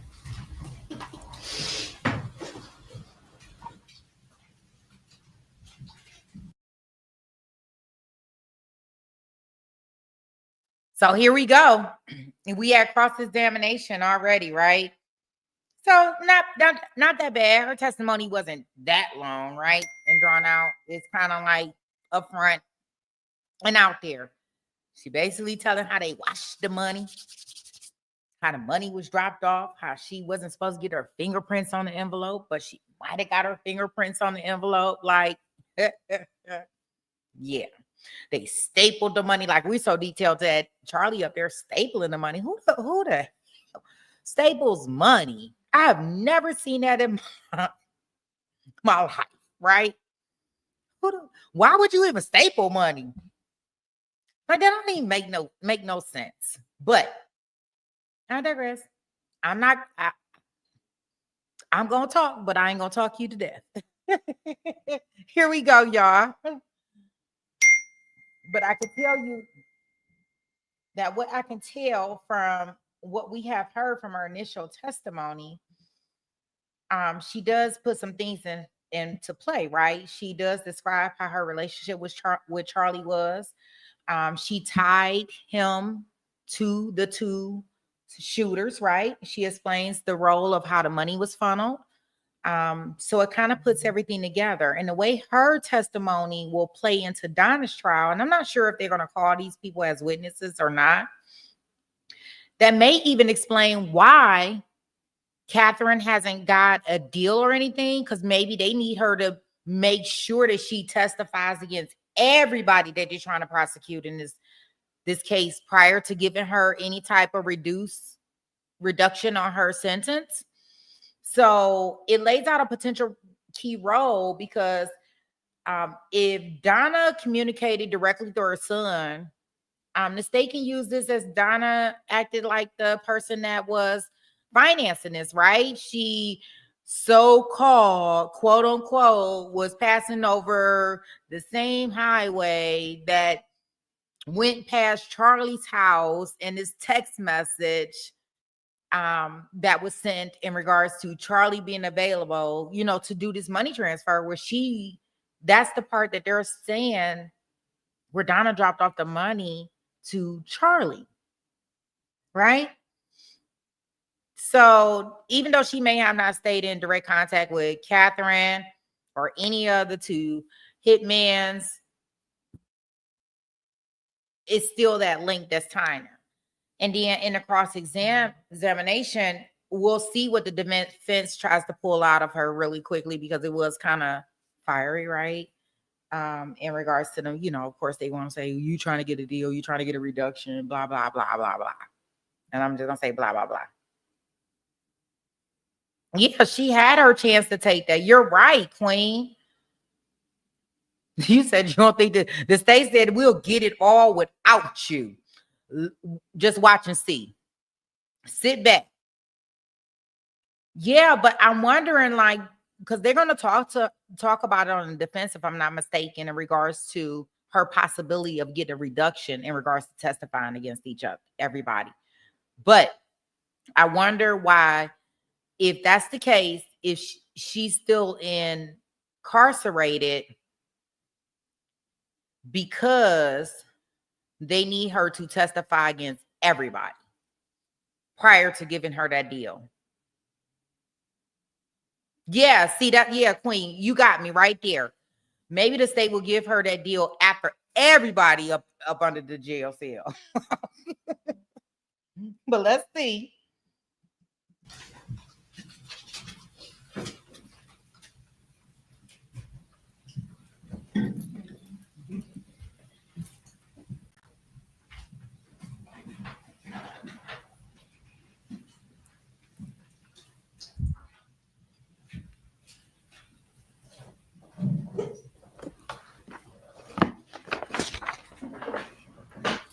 Now, you were arrested and charged with the murder of Professor Markel on October 1, 2014. I'm sorry, 2016, correct? Yes, sir. Almost immediately, the state talked to your lawyers and offered you full immunity, a get out of jail free card, right? I don't know if that was immediately. Pretty soon after you got arrested, you were offered to cooperate against Charlie Adelson and the other Adelsons, and you would get to go home to your kids, right? Yes, sir. And your lawyers told you about that offer. Yes, sir, they did. You also saw an interview on TV while you were in jail in which one of the prosecutors mentioned this immunity offer, right? Yes, sir. You have 2 kids who are your world, right? Yes, sir. If you took the state's deal, then you would have been let out of jail immediately, right? That's what your lawyers told you. If I took their deal? Yes, sir. But you didn't take the offer. No, I didn't. Instead, you stayed in jail for 3 years before your first trial, right? Yes, sir. You stayed in jail through COVID after your first trial hung. Yes, sir. You still didn't cooperate. The deal was still open, right? Well, the deal was to give up Charlie. And you couldn't do that. Because in order to give up Charlie, I had to give up Sigfredo, the father of my children. So I couldn't do that. So while you're in jail, sitting in jail, during COVID, you knew there was still a deal possibility open for you, right? You could still take a deal. Your lawyers told you that. Before COVID, after my mistrial? Yes. I believe so. And you still didn't take the deal, right? No. And Charlie Adelson didn't force you to take the deal, not take the deal, right? No, I had no communication with Charlie. He didn't pay for your attorneys. He didn't pay for my attorneys, but there was word that my brother declined him paying for my attorneys. Ma'am, I had anything to do with him. I know you have an agenda here, but just answer my questions. Yes, sir. Did Charlie Adelson pay for your attorneys? No, sir, he did not. Did anyone in the Adelson family pay for your attorneys? No, sir. Did anyone in the Adelson family pay any money to your kids? No, sir. You had nothing to do with Charlie Adelson, right? After the bump. No, sir, I did not.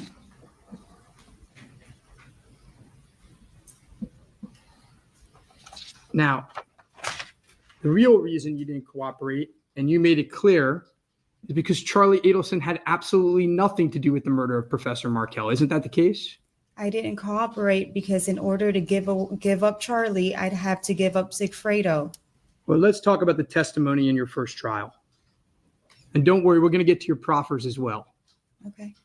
But let's talk about the testimony in your first trial. You were asked, did you get the father of your children, Mr. Garcia, to commit a murder on behalf of Mr. Charlie Adelson? Answer, no, ma'am. Do you recall saying that? Yes, sir. You were asked, do you have information that Charlie Adelson was involved in this? Answer, do I have information? I don't have personal information. Do you recall that? No, sir, I do not. You don't recall saying that in your first trial? No, sir, I do not. Would you like to see a transcript of Yes, it? I will.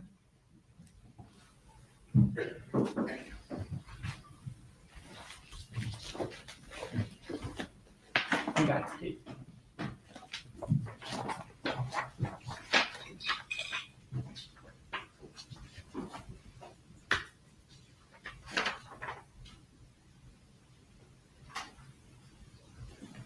I'll direct your attention to page 2800, lines 1 through 5. Please read to yourself now.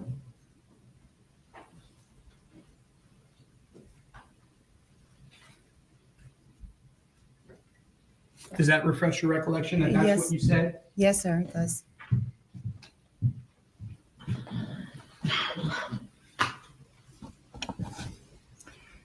During your second trial, do you recall being asked, Charlie didn't ask you to do anything weird? Answer, no, ma'am. Like get someone to get a hitman to commit a murder of his ex-brother-in-law? No, ma'am. Do you recall those questions and that answer? Yes, sir, I do. Because you couldn't implicate Charlie, you went to trial, and the first trial hung. Isn't that the case? Yes, sir. A few weeks before your second trial, Charlie was arrested. Yes, Isn't sir. that the case? Yes, sir. The state waited and waited and waited for you to cooperate, and then they arrested him on the eve of your trial when you made it clear you weren't going to cooperate, right? Yes, sir. So you went to trial the second time, and this time you were convicted. Yes, sir. And you were convicted of first-degree murder and other charges, right? Yes, sir. A few weeks after your conviction, you were sentenced to life in prison without the possibility of parole, plus another 30 years. Do you recall that? Yes, sir. And you were transferred from the jail in Leon County to the state prison where you would spend the rest of your life, right? Yes, sir. Away from your family, Yes, sir. away from your children. Yes, sir. And you realize that there are only two ways to get out of that prison, right? What are the two ways? Well, one way was in a coffin, right? Yes, sir. And the other way was cooperating against Charlie Adelson, right? No, sir. I wanted the truth to finally come out. What are the only two ways that you can ever get out of prison, Miss Magbanua? My appeal? Oh, well, we'll get to that too. You have an appeal pending right now, right? Yes, sir. That claims that you're innocent. Yes, sir. Let's just make this clear to the jury.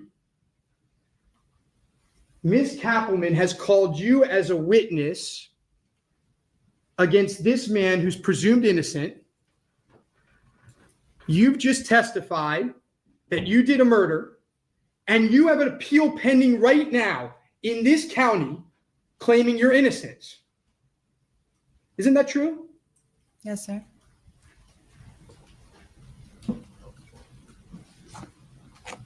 And lo and behold, weeks after you were convicted and sentenced to life with no parole, you went in and met with the state, right? Yes, sir. And you met with them not once, but twice. Yes, sir. And you met with them for hours, Yes, sir. a combined total of around 6 hours, right? Yes, sir. Now, we're going to get into that and all the lies that Ms. Kappelman didn't go through with you that you made during those interviews, but let's go back to the first trials first, okay? In each of those trials, you took the stand for your own defense, right? Yes, sir. And you took the same oath and looked at different jurors the same way that you look today, right? Yes, sir.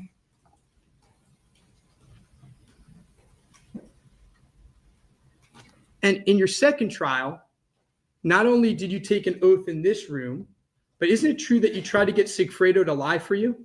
No, sir, I did not. Isn't it true that you were caught on a recording in the prison in which you were going to have Sigfredo Garcia come into your trial, your second trial, and say that he did the murder with Charlie Adelson all by himself? No, sir.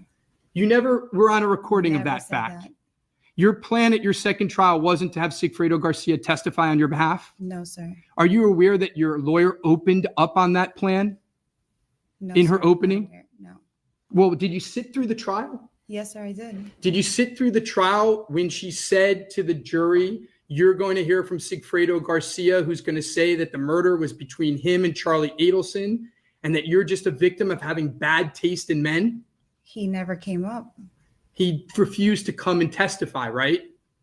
I don't know if he refused. He was never called. Are you aware that you and your lawyer subpoenaed him to come down to Leon County to testify on your behalf? He was subpoenaed, but he just never showed up. And he didn't He show never up? took the stand. Right. He was subpoenaed by you, correct? Yes, sir. And you got on the phone with him. You were caught because you're not supposed to talk to each other, right? Yes, sir. But you guys talk to each other because what you do is you call his mom, right? Yes, sir. And he calls his mom. Isn't that what you all do? At that time, yes, sir. Yeah, you call each other so that you could talk to each other through the mom. And during one of those calls, you asked him to come testify on your behalf. Isn't that what you did? No, I did not ask him. Okay. Well, we'll move on to some other lies.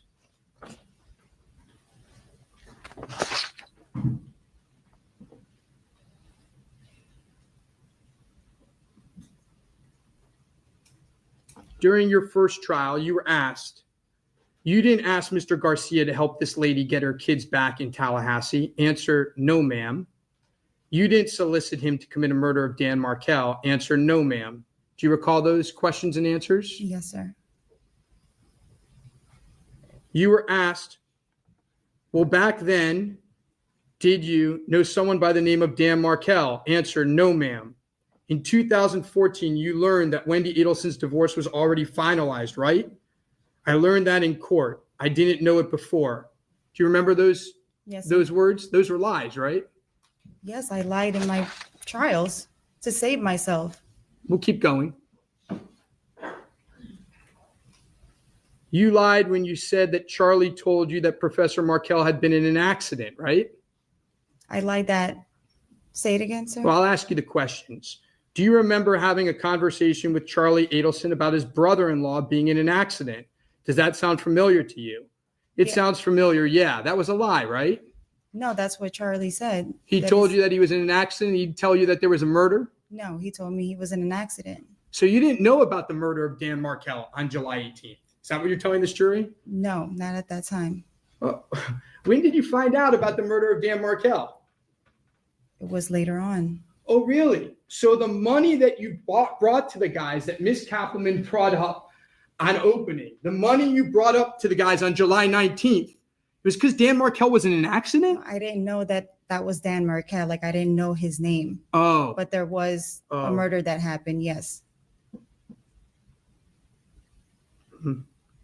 at the March 11th dinner that you had with Mr. Lacoste at Yardbird, Dan Markel's name wasn't mentioned? No, sir. Would it surprise you that Mr. Lacoste has testified to the opposite of that? No, I haven't seen his testimony.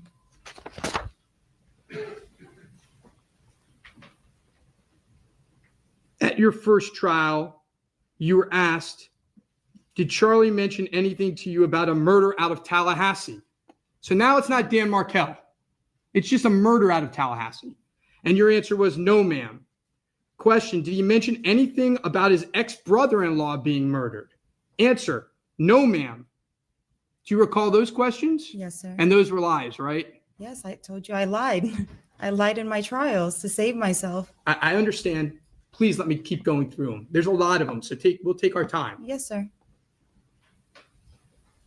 Now, you said you never saw any cash at Charlie's place. Do you recall that at trial? He had cash, but I didn't know how much he had. I know he keeps cash in his safe. But I thought you just testified moments ago that you never saw cash at his place. They didn't keep cash at his place.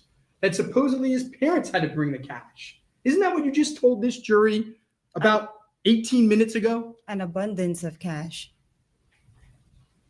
Have you seen his safe? Yes, sir. Have you ever seen it open? Yes, sir. Doesn't he keep a lot of cash that he collects on the top of his safe? I mean, I'm not like looking in it, but every single time we used to go out, he used to grab some money from the safe and then take it with him. Repeatedly during both trials, you said you worked at the Adelson Institute. You never worked at the Adelson Institute, No, right? sir, I did not. Now we're going to hear about a Lexus. Yes, sir. You said you paid for that Lexus. You never paid for that Lexus. Isn't that I the case? paid Charlie cash for that Lexus. Really? Yes. Okay. I think the state might disagree. Has the state disagreed with you on that point? About me paying him cash? Yes, because there was nothing that was coming out of my account, but I paid him cash. I had the cash on me.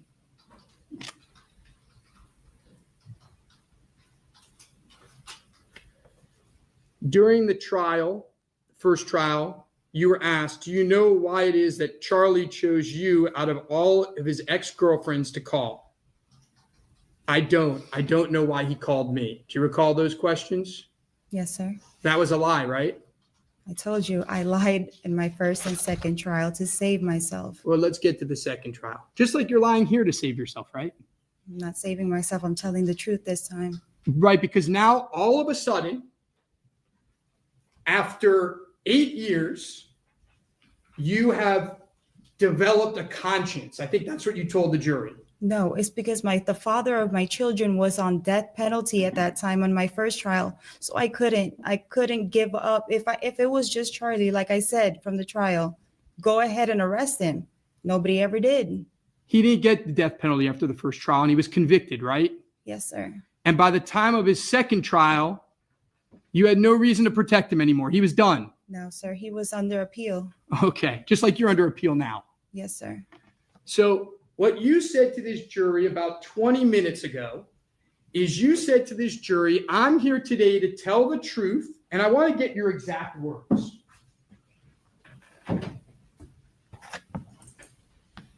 Because I want to do the right thing.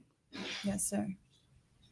Isn't it because you want to go home? And that's the only way that you could ever go home is to help them. That's the only way you can go home by not being dead.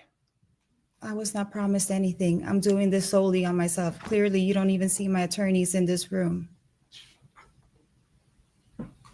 Let's talk about the second trial. Again, you lied when you testified that you didn't know anything about or were involved in the murder of Professor Markel, right? Yes, sir. I told you I lied in my first and second trial to save myself. Ma'am, we've heard it. If you could just answer the questions. Did Yes, you sir. lie? Yes, sir. You lied when you testified that you knew nothing about Wendy's divorce, Wendy Adelson's divorce. Yes, sir. You lied when you said you didn't pick up money from Charlie's house on July 18th. Yes, sir. You lied when you said you knew nothing about stapled cash. Yes, sir.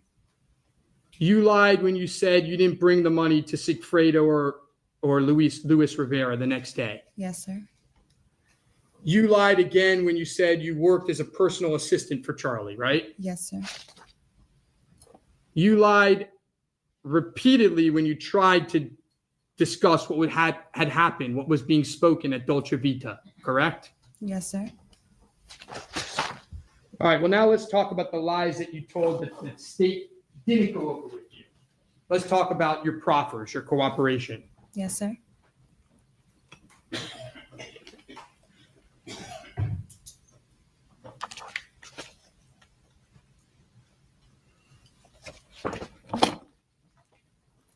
So you were interviewed by the state twice in October and November 2022, correct? Yes, sir. And by the way, you've met with them a couple times since then, right? A couple times. Have you met with them After? since? Yeah, after that point? Probably one time. You met with Ms. Kappelman? Yes, yes, sir. Did Ms. Kappelman ask you about our defense during that meeting? No, sir. She didn't ask you about whether, for the first time, whether you ever threatened No, Charlie sir. Adelson? Now, when you met with them in October and November of 2022, this was after you got your life sentence, right? Yes, sir. And you met with them first in Marion County Jail on October 11th, right? Marion County Jail? No, sir. I've never been in that county. You met with them in the jail. I got the wrong jail, obviously. I've never met with them in any jails. Where did you meet with them? I the was first time? already in DOC Okay. in Lowell. You met with them in prison. Yes, sir. Apologies. And the second time, you met with them at the state attorney's office, right? Here in Tallahassee. Yes, sir. And both times, Special Agent Sanford was there, Yes, sir. Investigator Jason Newland was there, Yes, sir. and TPD Investigator Sherry Bennett were there. Yes, sir. And they asked you questions. Yes, sir. And each time, you told them a version of events that was very different from what you said at your trials, right? Yes, sir. In fact, during those 6 hours of interviews, you told them about 5 more versions, right? 5 different versions of it? Yeah. No, sir. Oh, so you told them the same thing throughout the 6 hours that you met with them? I believe so, but I think the first time you can't even visit more than 2 hours, so I don't know where you're getting 6 hours. Well, maybe I'm wrong, but let's look. The first interview started at 9:26 a.m. and it ended at 11:44 a.m., so a little over 2 hours. Yes, sir. First interview. Your position right now, what you're telling this jury, is that the same thing you told them in the first interview, you told them in the second interview? I believe so. Yes, sir. You believe so or you know so? I know so. I believe so. I believe so. You absolutely know so. No, I don't, not verbatim exactly what I said.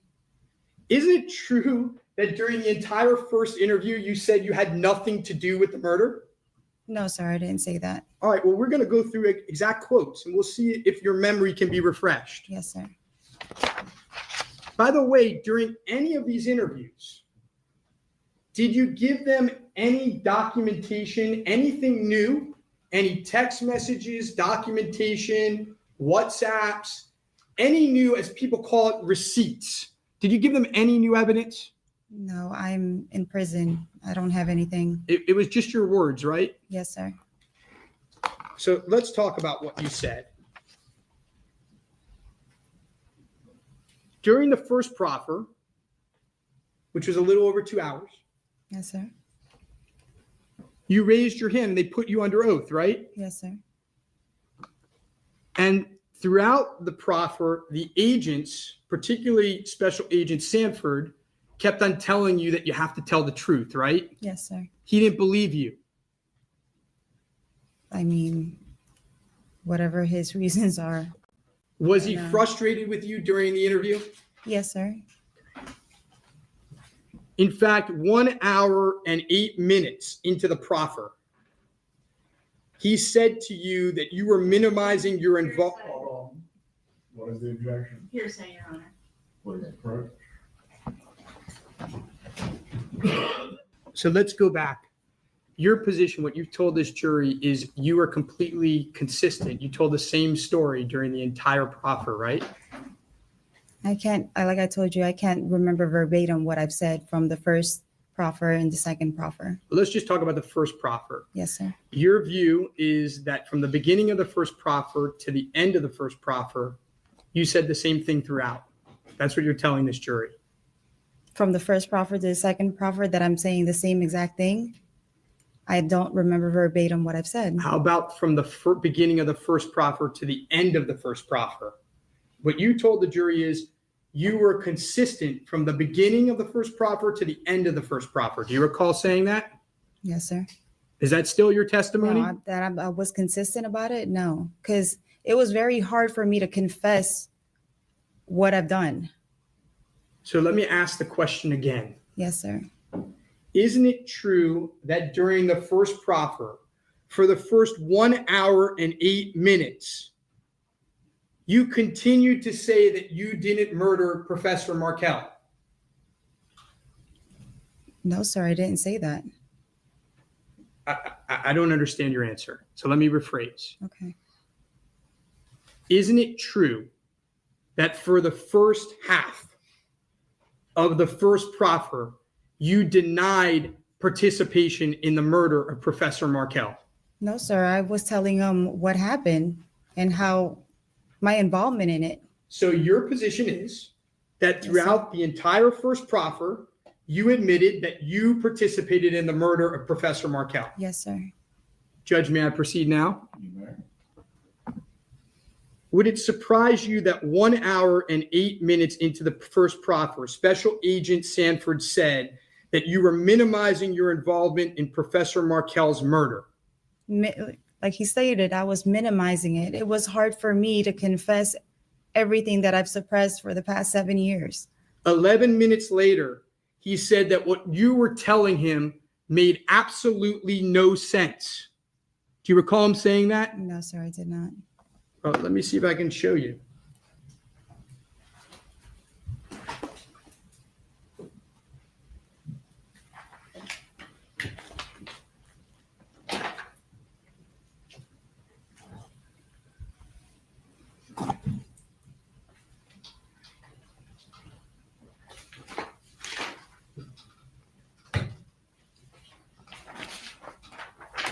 Does this refresh your recollection that Special Agent Sanford said all of it doesn't make sense? I'll withdraw it. Please allow her. Does this refresh your recollection of what Agent Sanford said? Just the line that you highlighted? You can read before and after to make sure I'm not doing lawyer tricks. Yes, sir. Can I? Of course. Please yourself now. Yes, sir.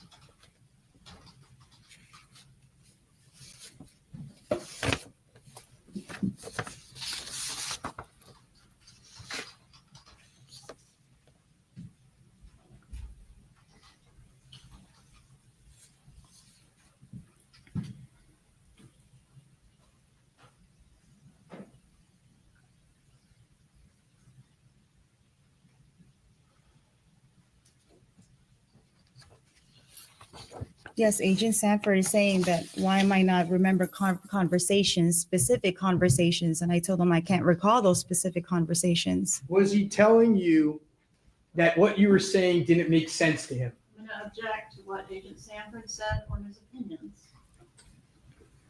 Sustain, please lay the foundation to impeach specifically. At some point in the interview, did he walk out on you? Yes, he did on the second interview. Yeah, okay. We're going to get to that. That's like 4 hours into your combined interviews, right? I believe so. Right? So you come back and I think it's over an hour into the second interview. So actually my math isn't great. It's like 3.5 hours into interviewing. Agent Sanford gets so upset. Judge, I'm going to object to Agent Sanford's opinions. I'll or rephrase. actions or words. He is withdrawing the question. Please move on. Around 3 hours into these interviews, Agent Sanford decides to leave the room, right? Yes, sir. He was frustrated with you, right? I believe so.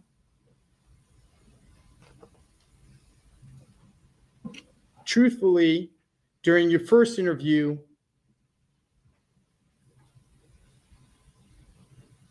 you kept on saying all of these things were jumbled in your head, right? Yes, sir. You said that about 11 times. Do you recall that? I don't recall how many times I said it. No, sir. You said that eventually, 33 minutes into the interview, you said you arranged through an envelope that Charlie gave you, but that you never opened it for Sigfredo to rough up Professor Markel. Do you recall saying that? Repeat the question. 33 minutes into the interview, Yes, sir. you admitted that you arranged through an envelope that Charlie gave you, but that you never opened, Yes, sir. for Sigfredo to rough up Professor Markel. Do you recall that? I've never said Professor Markel's name. To rough up the deceased. What do you mean by that? Can you explain? You told them 33 minutes into the interview Yes. that Charlie had given you an envelope that you had never opened, that miraculously got to Sigfredo Garcia, and the purpose of it was to rough up his ex-brother-in-law. No, because I didn't know what the contents of what was in the envelope, so I wouldn't have said that. You said that somehow that plan had transitioned to murder, but according to what you told investigators, you never knew when that happened. Do you recall saying that? Repeat the question again, sir. You said that somehow the rough up plan had transitioned to murder. I never said rough up or any of those words. That's why it's confusing me what you're stating. Let's say it again. Yes, sir. You said that somehow the plan had transitioned to murder.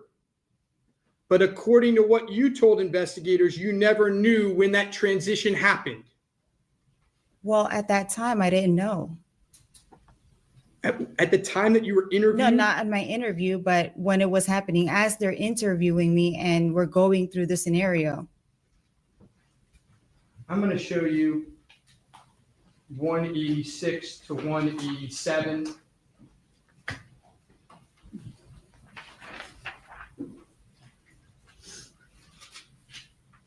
You know what? I'll just move on.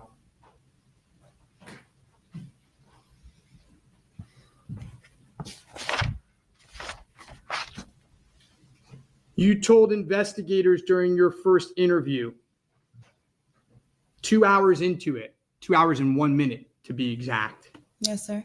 that you never spoke to Charlie about the change in plans, I never spoke to Charlie about the change in plans. meaning it going to become a murder. I'm confused about the questions you're asking. Is this what I said? Yes, what you said to these investigators just a year ago after you were convicted for life, didn't you tell investigators you didn't know it was going to be a murder? When we were talking about this, like I said, it was hard for me to confess my involvement in this. Right. So Can you show me where I said this? let's just go with what you just said. Yes, sir. So 2 hours into your first interview, when you said this, you still were not admitting that you had a part in the murder. Yes, it was very hard for me to do this, especially that they came to me in prison where, Right. Why are all these investigators coming in? Okay, so we are now where we started, which is during this first proffer, just a year ago, under oath again, you refused to admit at first that you had anything to do with the murder, that you were a part of the murder. Yes, think sir. that's- Yes. Okay, It's hard for me to admit it. Yes, sir, it is. It's still hard for me to admit it right now. okay.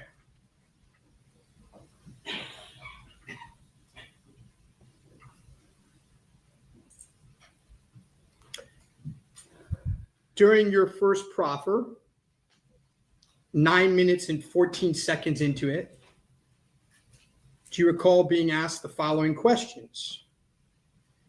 And as you saw in trial, Garcia and Rivera made a trip in June. What can you tell us about that? Answer. See, like I don't even remember. I mean, obviously, like you're telling me to, like, remember from what I heard at trial, I learned a lot of things from trial. That's why it's so hard. And I want to say the right thing, but like, I don't remember them going up on a first trip. Do you recall saying that during this proffer? I don't recall it. If you can show it to me.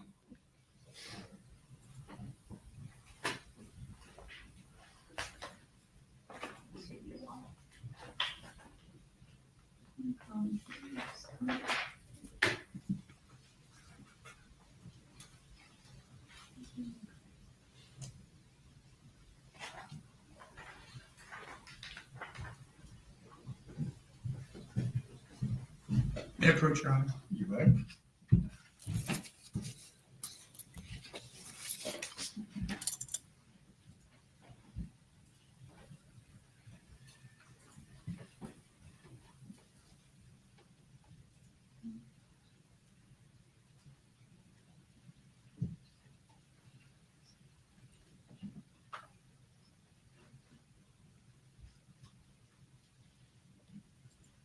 Does that refresh your recollection that you said that? Yes, sir.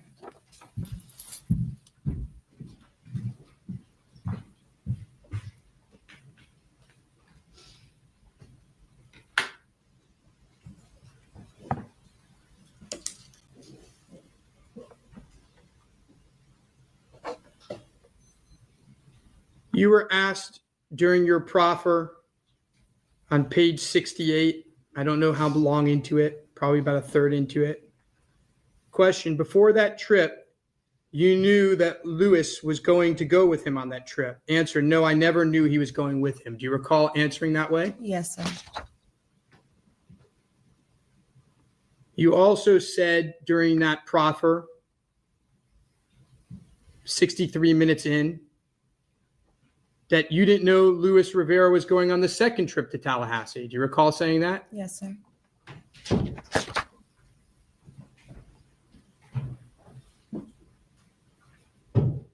During that interview on page 83, you told investigators, this is just a year ago, that on the night of July 18th, you didn't know that Charlie's brother-in-law had been shot.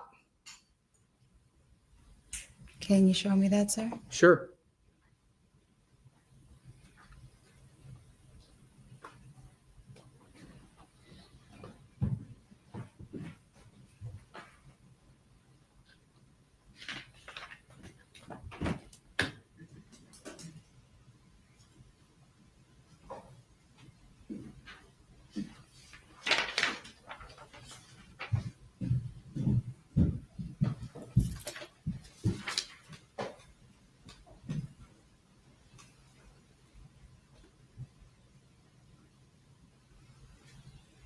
Yes, because I'm emphasizing I don't know Dan Markel. You said that you didn't know that Dan Markel had been shot, right? Yes, sir. You told that to investigators a year ago, that's what, on that night, you had no idea that there was a shooting. Yes, I was partly denying probably still my involvement in it. This is something I've suppressed for a long time, sir. Now, what's also interesting is when you described July 18th, you said Charlie was panicked. Yes, sir. You said he took a Xanax and you took a Xanax. Yes, sir. He gave me. You said that he was upset. I never said he was upset. He was just frantic.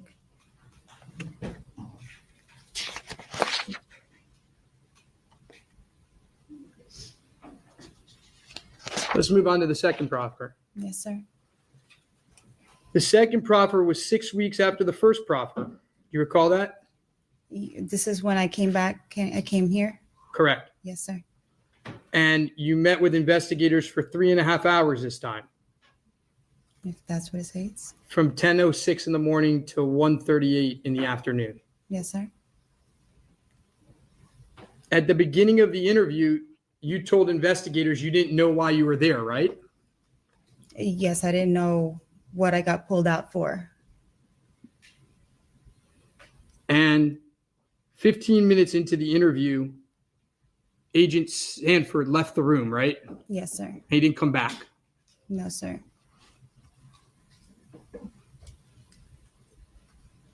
During the interview, you were told, do you recall being told that you weren't giving the state anything to make them want to do anything for you? Repeat that question, sir. Do you recall that during the interview, you were told that you weren't giving the state anything to make them want to do anything for you? Who stated that? Investigator Bennett. Okay, yes, sir. She was upset. I mean, we were just talking about the same thing over again. When she said that you had a real issue, right? Not that I can recall. What's the issue? Well, if you didn't help the state and give them something that they could work with, there was only one way you were ever getting out of prison, and that's in a box. Why do you keep stating that, sir? You're in jail for the rest of your life, right? Yes, sir. If the state doesn't help you, the only way you're getting out of prison is when you die. But they never said they were going to help me. I wasn't promised. That's not my anything. question. What's the only way that you're getting out of prison if the state doesn't help you? I'll die in prison.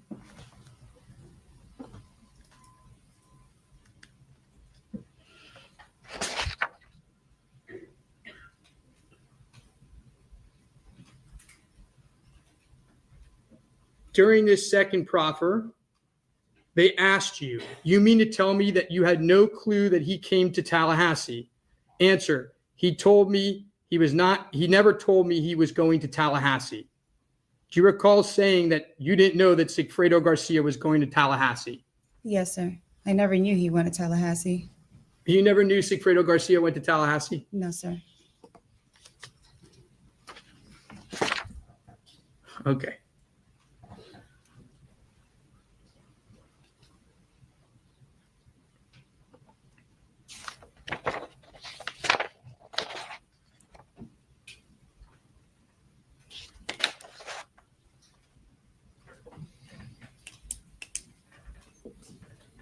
During these proffers, you never told the state about monthly payments, did you? Monthly payments. That Charlie was making monthly payments to you? What, the checks from the Adelson Institute? Yes. They were aware of that. How about the cash he was giving you every month? He wasn't giving me any cash every month. Oh, really? Yes. He wasn't giving you $2,000 of cash every single month that you're heard on the wires trying to accept? No, sir. He was just giving you an Adelson Institute check? Yes, sir. What would the $2,000 be for? Before he gave you the Adelson Institute checks, you were getting $3,000 a month, right? No, sir.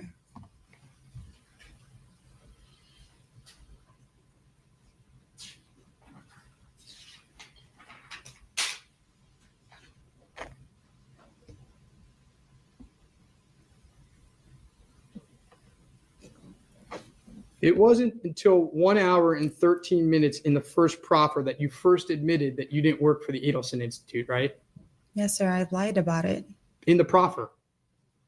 In the proffer, I don't know when I said it, but I lied in my trials about getting those checks from the Adelson Institute.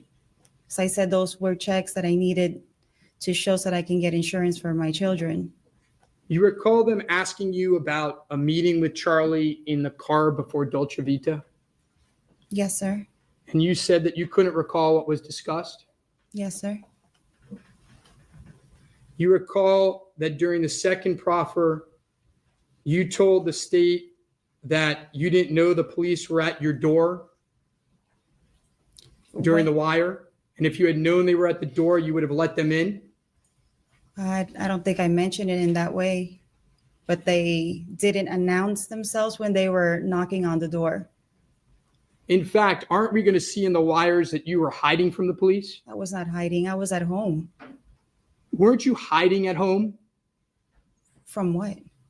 I was working from home that day. Weren't you making a bunch of phone calls to a lot of people saying the police are at my door? I don't know what to do. I can't answer the door. I'm afraid. Weren't you hiding from them? Somebody was knocking at the door. They didn't state who they were. So I was calling Sigfredo and nobody was picking up. Then one of his coworkers finally called back and said that there's FBI over there speaking to him and he's going to come by the house. And he came by the house? Yes. And you all discussed how you were going to stay hidden and not answer the door, right? I didn't discuss anything. They just said that there was like an FBI agent or an agent outside. So and I just you never decided answered. not to answer the door and let them in, right? No, why would I let them in? But let me make sure that we're being clear here. Yes, sir. Did you know that the police were outside your door? I didn't know who was outside my door. I didn't know until his coworker had stated that there was an undercover or an agent outside. And after he stated that, did you know that there were police outside your door? They were gone. Oh, really? Yeah, like they knocked. Okay. And then they were gone. You didn't stay hidden for over 45 minutes No, while sir. these phone calls are happening? I was at home. I just didn't open the door. Okay.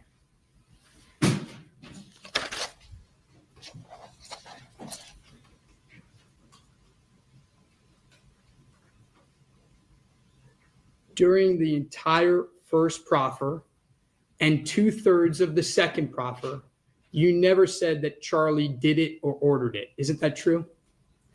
Not specifically, no.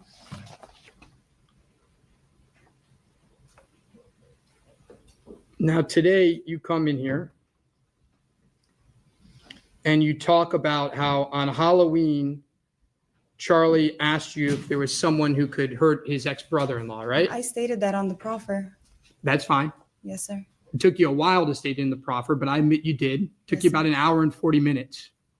But today, that's what your testimony was, right? Yes, sir. Do you know that you had only started dating Charlie Adelson about 2 weeks before Halloween?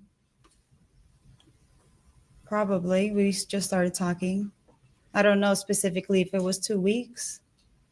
Do you know that at the time of Halloween 2013, Charlie Adelson had absolutely no idea anything about your ex? I wouldn't know, sir. Well, let me see if I can refresh your memory.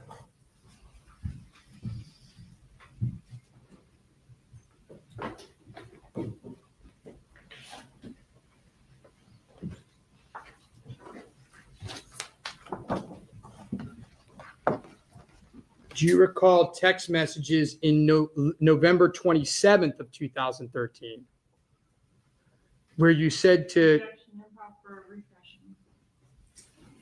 Sustained. okay, Please show the witness the document. but let me ask some questions first. Go ahead.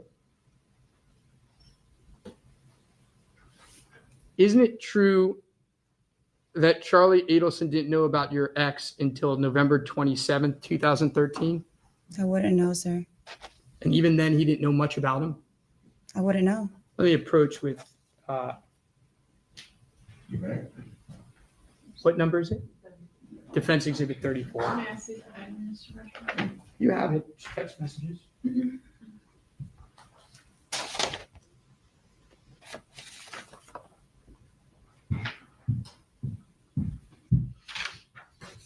What am I looking at, sir? These text messages between you and Charlie Adelson.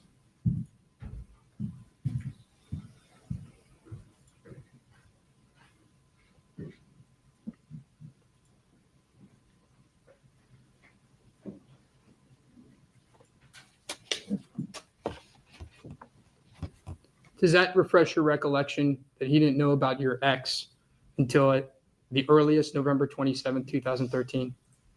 Yes, sir.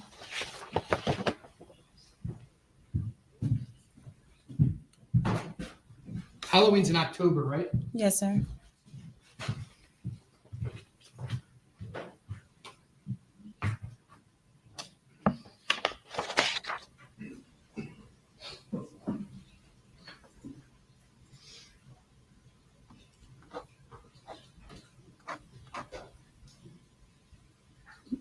Now, you talk about this letter and Charlie printing it up. In all the times in Charlie's house, you ever see him? Does he have a computer? He doesn't own a computer, right? He had a little office in his house, but I don't know if there was a computer or not. I don't recall.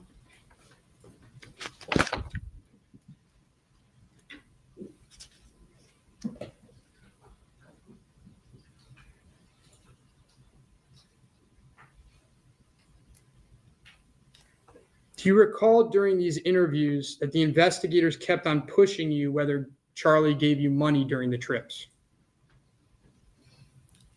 Repeat the question, sir. Do you recall during these interviews that the investigators kept on pushing you, asking you a lot of questions about whether Charlie Adelson gave you any money before the two men took the trips? Yes. And I answered them. I know you did. Okay. And it took you 22 minutes left in the second proffer where you finally said he gave you a few $100s before each trip. Yes, sir.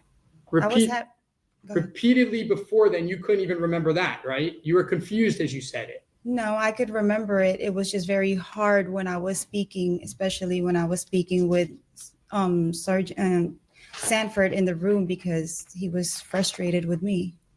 So once he left the room, it was an easier conversation to have, and I wasn't so pressured. It was an easier conversation to have because, in fact, Investigator Bennett started to play the part of Katie Magbanua, right? I don't know what you mean by that. Well, Sir. she started to testify for you. No, sir, she did not. It wasn't mostly her talking and you saying yes? No, sir. Isn't it true that it wasn't until an hour and 16 minutes and 31 seconds into the second proffer where you were still continuing to say that you didn't become aware that this was going to be a murder until sometime between the first and second trips to Tallahassee? Yes, sir. I told you it was very hard for me to admit my part in all of this. I'm sorry. So 4 hours into your proffers, you were still saying that you didn't know the first trip was for a murder. That's fair to say, right? Yes, sir.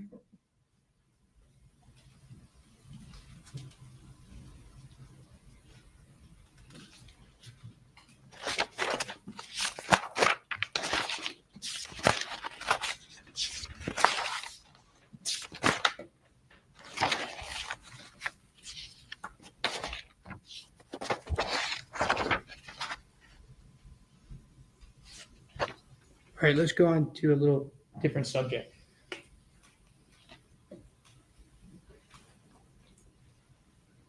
You started dating Sigfredo Garcia just after high school. Yes, sir. By the time you broke up with him, you had been with Sigfredo on and off for more than a decade. Yes, sir. By the way, when you dated Charlie Adelson, he thought you were broken up with Sigfredo Garcia, right? I was broken up with him. Well, did you have sexual relations with Sigfredo Garcia while dating Charlie Adelson? Yes, I did. Charlie didn't know that, right? I mean, that's not something I would tell him. Now, you considered him to be your husband. Yes, sir. You met Charlie Adelson at work Yes, sir. at a place called SoFi Dental. Sophie Dental. Sorry, Sophie Dental. Yes, sir. And that was in South Beach. Yes, sir. And you started dating in the middle of October of 2013. In the middle of October? No, we started dating before that.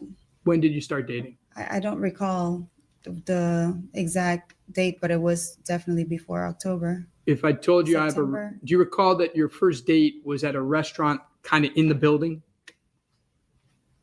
I believe so, yes. If I told you that the date of that was October 9th, would that refresh your recollection? Could Yes, that be sir. right? Possibly, yes, sir. Now, when you dated Charlie Adelson, he treated you well. Yes, sir. I think you said you didn't know he had money. You knew he had money. I mean, he wasn't very flashy with it. I know he was well off. He took you to nice dinners. Yes, sir. That was different than your past relationship, right? I've been in nice dinners with Sigfredo. Did Charlie treat you nicer than Sigfredo? I wouldn't say that he treated me nicer at that time, yes, because I was going through a lot with Sigfredo. Did Charlie ever lay hands on you? No, sir. Did Sigfredo? We've gotten into arguments, yes. One where he ripped off your necklace? No, he's never ripped off any necklace No? of mine. No. Now, at first, Charlie was the pursuer. Is that fair to say? He pursued you. Yes, sir. Over time, you became more serious. I believe so. And he made it clear to you over time, namely in the spring of 2014, that he didn't want anything different than casual, right? I mean, I think we were both in agreement with that, yes. But you had questions about it. You asked him, right? I believe so. And he told you, I like the way things are. Yes, sir. Now, Sigfredo came to know that you were dating Charlie, correct? Yes, sir. And during your second trial, you testified that you told Sigfredo about Charlie to make Sigfredo mad. Probably. You wanted to throw it in his face that you were dating a successful dentist, right? That I was dating somebody, period, because I never really dated anybody after Sigfredo. Sigfredo hated Charlie. I mean, yes. You told Charlie on one occasion, if you see him, run. Isn't that what you told him? Not that I can recall now. Is it possible that you told him that? No, but he would be scared of Sigfredo, yes. Sigfredo considered you the love of his life, right? I believe so. He made it clear to you that he wanted you back and didn't want you to be with Charlie, right? It's not that he made it clear, but we were trying to work it out for our family. Now, Charlie talks a lot, right? Yes, he does. And he repeats himself over and over. Yes, sir. As a traveling periodontist, he's in the car a lot for work, right? Yes, sir. And what does he do when he's in the car a lot? Talks on the phone? Talk on the phone, yes, sir. And he'd call you a lot on the phone, right? He would at that time, yes. And at that time, he would sometimes call you early in the morning, right? Yes, sir. He'd call you sometimes in his breaks at work. Yes, sir. He'd call you late at night. Yes, we were dating. Exactly. He'd talk to you a ton. Yes, sir. He talks to his mom a lot on the phone too, right? I believe so. Well, you witnessed it, right? Yes. You would be with him a lot when he would talk to his mom, right? On the phone. Yes, sir. And by the way, you talk on the phone a lot with Sigfredo Garcia, right? Yes, sir. And that makes sense because he's the father of your two children, right? Yes, sir. Now, in 2014, you became aware of Charlie's family issues, right? Yes, sir. You heard him talking on the phone a lot to his mom, right? Yeah, he's always talking to his mom. And also when you guys would go out, as you know, Charlie likes to talk, right? Yes, sir. And so a topic of frequent conversation would be what he had just talked to his mom about, right? No, he never told me what he was talking to his mom about. No, so he never told you about the problems that his sister was having? He wouldn't recount those conversations that he was having with his mom? Not when he's on the phone with his mom. Maybe if we're just, laying down or talking, he'd mention it once in a blue moon. And you would ask him questions about it, right? Not really. He told you about this TV was cheaper than a hitman joke many times, right? Yes, he's made that comment before. And he repeated it to many people, right? Yes, sir, he has. He makes a lot of bad jokes, right? Yes, he does.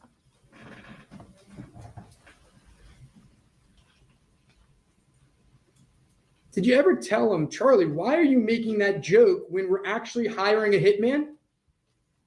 Like, don't you think that's a bad idea? Did you ever say that to him? No, because feels like he's untouchable. No, because you really weren't hiring a hitman. He didn't know he was hiring a hitman, right? That's why you didn't tell him that, right? He knew he was hiring a hitman. So when he made that joke in front of Professor Lacoste on March 11th at Yardbird. That he made that joke? Yeah, you know he made the joke at that dinner, right? I don't recall that. No, sir. Okay. Unless I was talking to Wendy and I didn't pay attention to what they were talking about. Well, let's talk about that dinner a little bit on March 11th, just 6 weeks before the first attempt that in your proffers you didn't know about. You all ate outside on the patio? Yes, sir. And during this dinner, you and Wendy talked a lot about your exes, didn't you? Not that we talked a lot about the exes. I always speak of my children, so I'm pretty sure I mentioned my kids and she mentioned her kids. You didn't probe information from Wendy about her ex, and while you were that's why you brought up your exes, your ex? No, sir. We did not talk about any exes. Were you aware that Sigfredo and Luis Rivera were sitting in a car scoping you out? I didn't know that until my trial.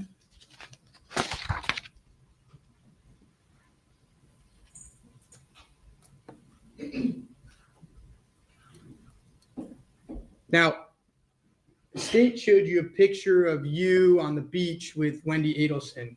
Yes, sir. No discussion about a murder plot during that. No.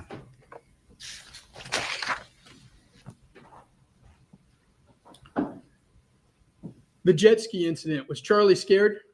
Yes, sir. Were you upset? Of course. Did it cause a whole string of text messages and fights between you and Sigfredo? After that incident, yes. You were afraid that Charlie was going to break up with you, right? Not really.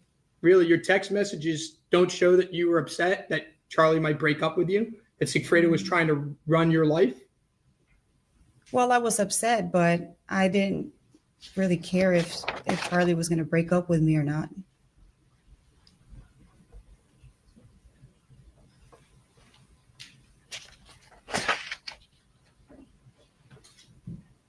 Now, I want to take you to the week of the murder.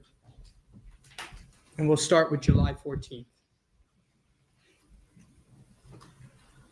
You had dinner with Charlie the night of July 14th, right? Not that I can recall.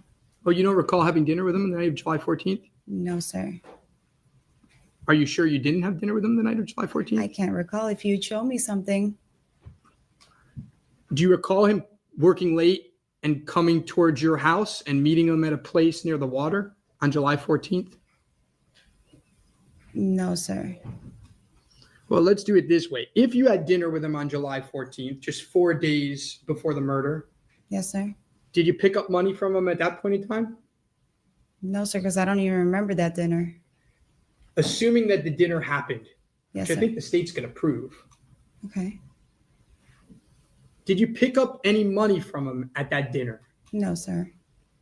I don't even recall that dinner. Fair enough.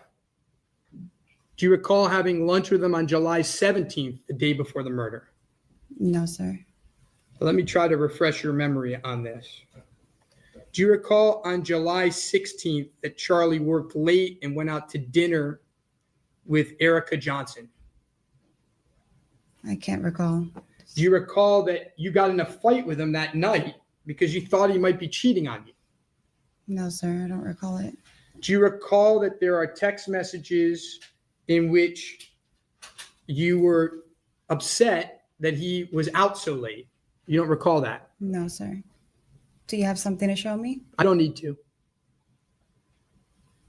Do you recall that he told you on that call that he had worked late, that he had gone out with Erica, and that he would have a lunch with you the next day? I don't recall any of those days, sir. Do you recall that on the call on that night, the evening of the 16th, it's actually the very morning of the 17th, it's after midnight, that you were adamant that you wanted to have dinner with him on the 18th? No, sir. I You don't remember recall that? any of those days. That's why I'm You asking don't if remember that. can It's fine. Show me. The answer is you don't remember that, right? No, I can't recall. I get to ask the questions, Yes, sir. okay? Yes. That's how this works. Yes, sir. Now, you went to lunch with him near his house. Do you recall that? No, sir. One moment. Yes, sir.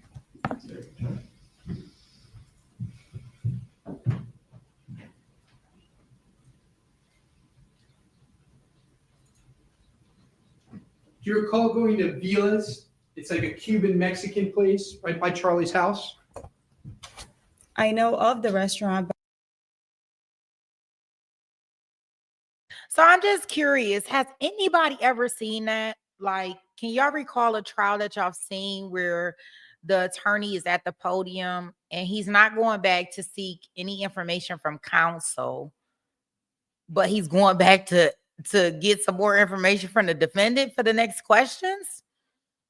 I mean, I have seen him go back to counsel. Or the defendant may talk to his attorney while they're, sitting at the side, writing down notes and things like that. But have y'all ever seen that OnlyFans? I've never seen that.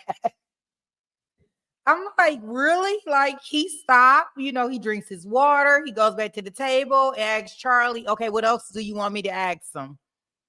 What else should I say? What should we do now? I paused it at a good moment, therapist. The one guy back there in the back looked like he's asleep with the glasses on. Everybody got this straight face. Yeah, it's like he got to go back there and check with Charlie, right? Charlie, did she answer that correctly, or is she telling the truth? Is there some way that I can rebut this or perjure her on the stand? Let me know. Let me know. Yeah, but you would think that they would have this stuff down pat, right?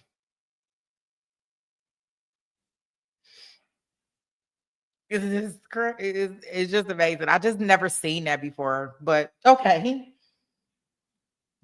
But I don't remember the date when we went, or we've been there before. Yes. You don't recall going there the day before the murder?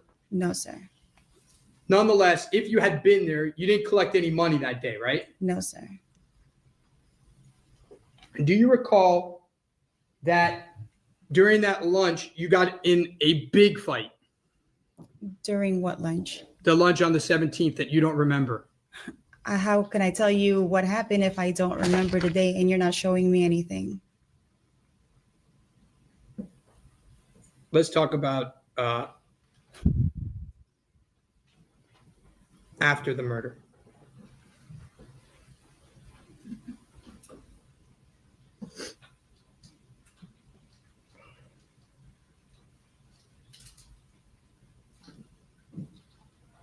One moment, Your Honor. Isn't it true that Charlie Adelson gave you $138,000 the night of the murder, not $100,000? I never counted the money. Isn't it true that you were paid $3,000 every month after the murder? No, sir. Isn't it true that you told Charlie Adelson that a terrible thing had happened? Your friend got an idea to do this. You didn't know anything about it, but you would help him. Repeat that question, sir. Isn't it true that you told Charlie Adelson that a friend of yours had done this, that you had talked too much, but that you would do everything you could to help Charlie Adelson? No, sir. Isn't it true that you told him that if he ever went to the police, these people would do to him and his family what they had done to Professor Markel? No, sir. If the state proves that for the next 20 months you received payments, does the state have it wrong? That I received payments? For the next 20 months after July 18th, if the state proves, they're going to bring up a financial person who's going to show cash payments. When the state proves that, do they have it wrong? No, because I deposited throughout every month. The payments that Charlie were making to you? No, what Sigfredo had given to me. Oh.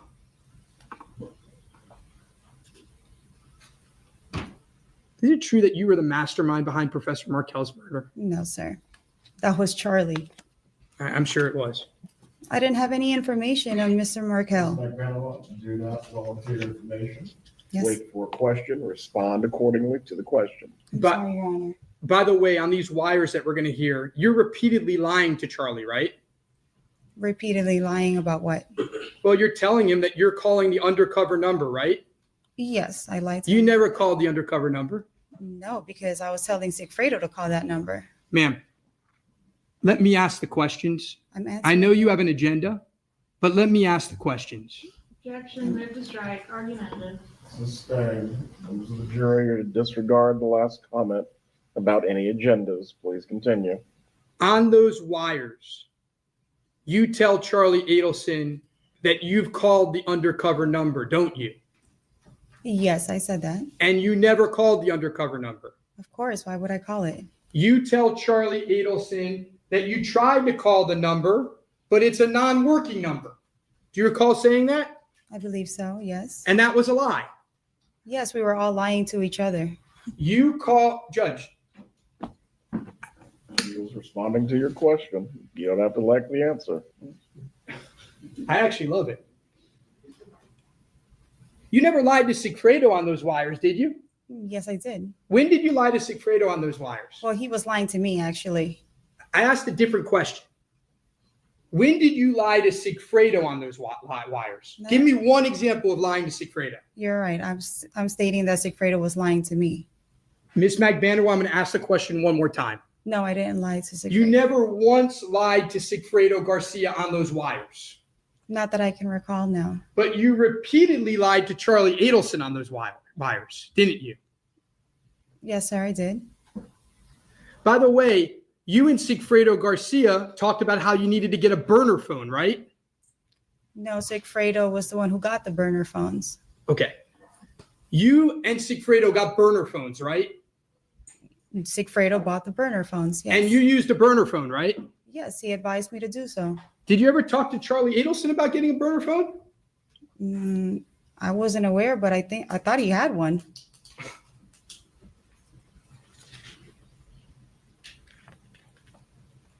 You told Charlie Adelson that Sigfredo Garcia left a voicemail for the undercover. You recall telling him that? I believe so, yes. That was a lie, right? I believe Sigfredo did leave a voicemail to the undercover.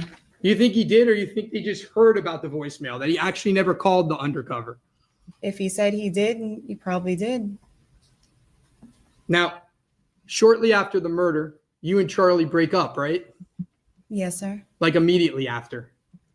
I don't know if it's immediately after, but we stopped, hanging out as much.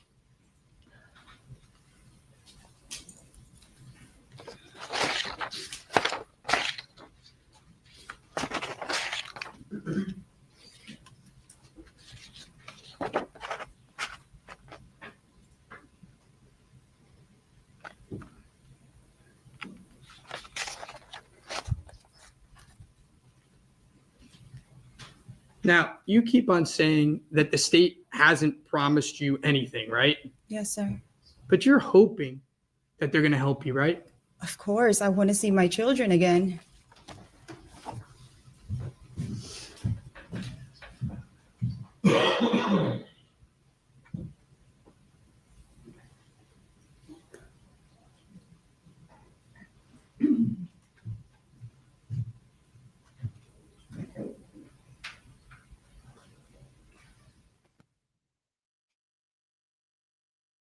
No further questions, Your Honor. Redirect examination.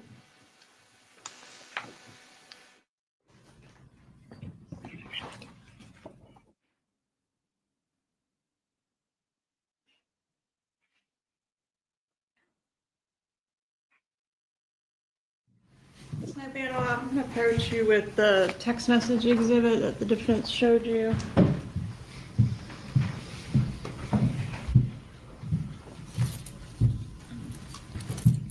Maybe I misunderstood, but is this text showing that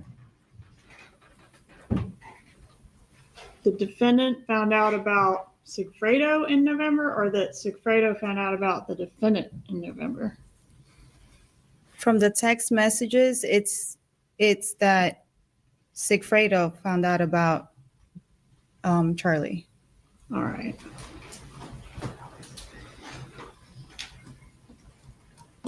The job in this case, there's some question about, is it to harm, is it to rough up, is it to kill? What was the job?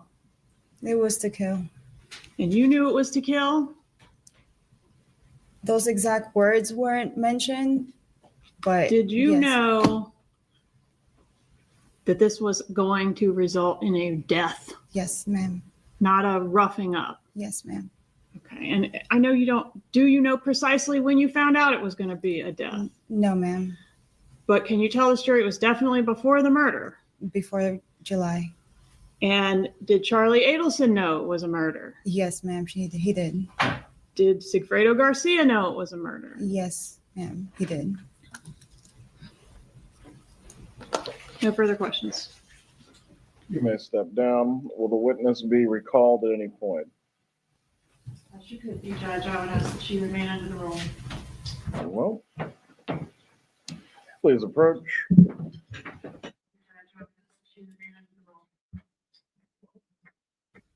Please approach. So, what do y'all think? Y'all don't think anything. We heard them stories and tell in trials and tribulations. So, let me see. Let me pause this.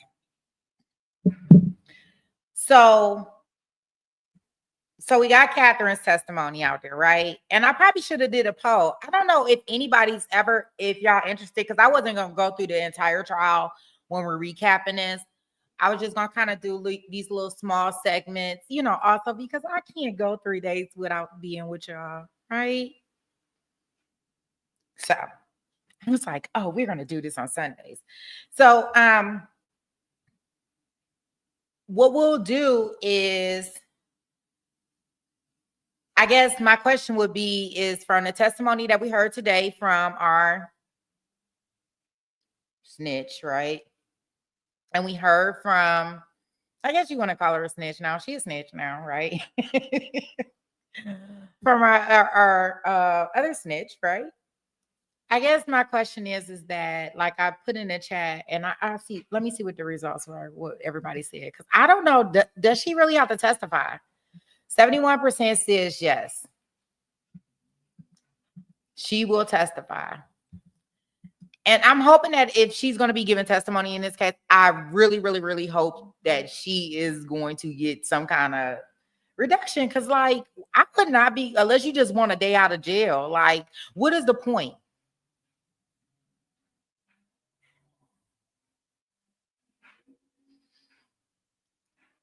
Right?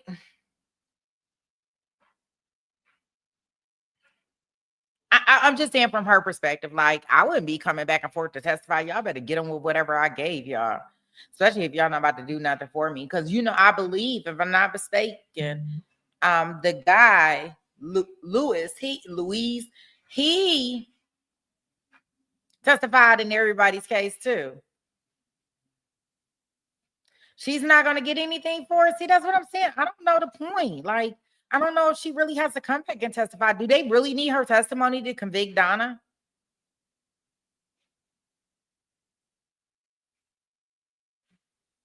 I don't know. I don't know what the witness look like. So it's no telling. So I won't say anything about that because I don't know what it looks like at this point in time. All I know is we scheduled for trial to start on the 19th. So what I'm gonna do, I think they keep her on a short lease and possibly a reduction letter. Once the trials are done, she might be given parole. Okay. They have to put that in writing. I hope that's the case, OnlyFans. She and her lawyers are just hoping that it will help her for the appeal. Okay. Yeah, right, Jules. That's what I mean. I'm like, I'm about to keep getting up on this stand. She all in her pretty purple. Right? She got on the pretty purple up there. I'm like, dang, they don't even have orange. They got pretty purple. Like, I might can get down with that. Orange is not my color.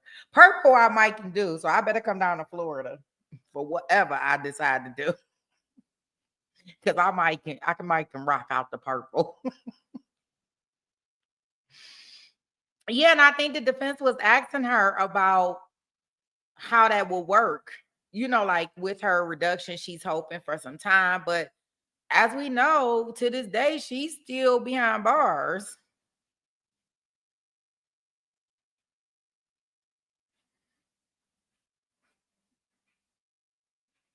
I don't know, Sherry. What stuff could she have on Wendy that she didn't get out? With all the questioning and stuff. You think that there's something that she would know about Wendy that she hasn't given to them?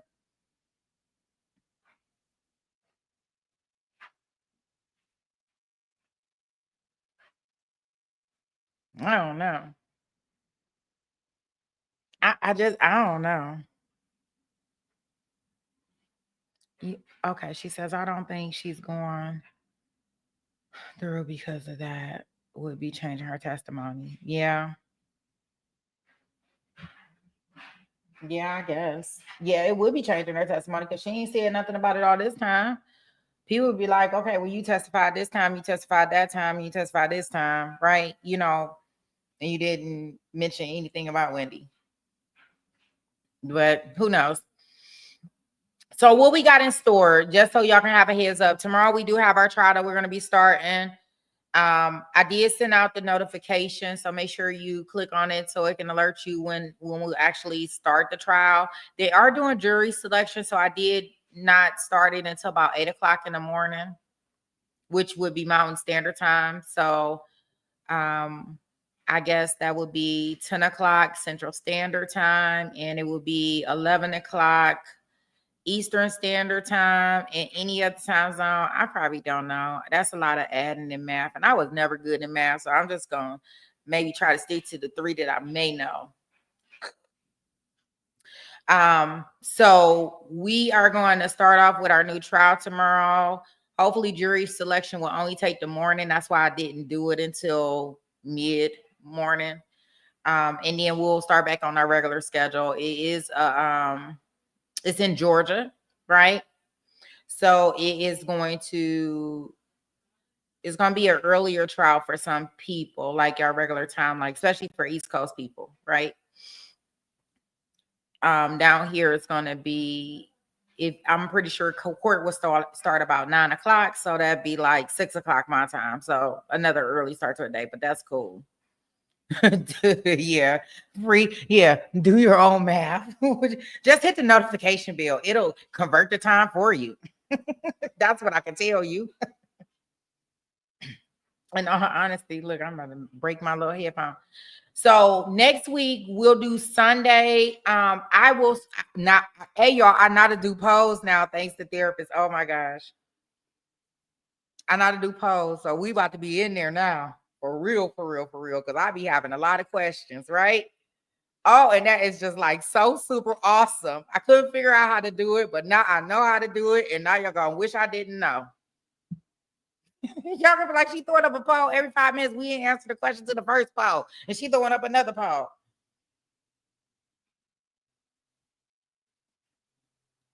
Yeah, they do OnlyFans, and I appreciate them for that. Do it. That way, as long as you click the bell, it's good.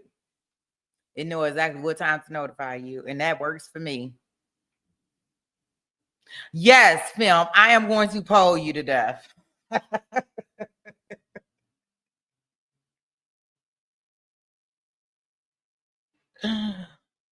Yes. Now that I know how to do them, I am going to poll you.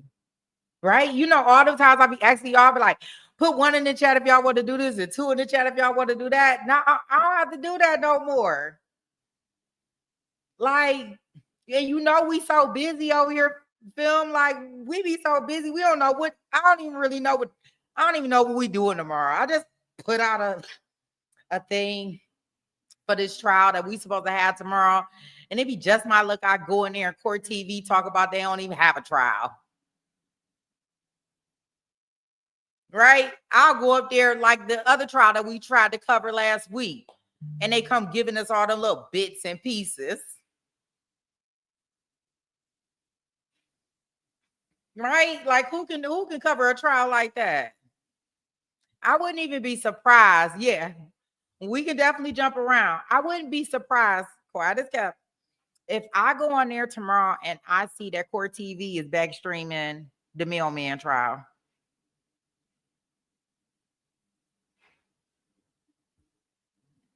So we will definitely see. You know, I would definitely let y'all know that I am like, I move with the wind. So whatever jumps the boat and whatever flows, or whatever case comes up, or however, we will definitely be jumping around.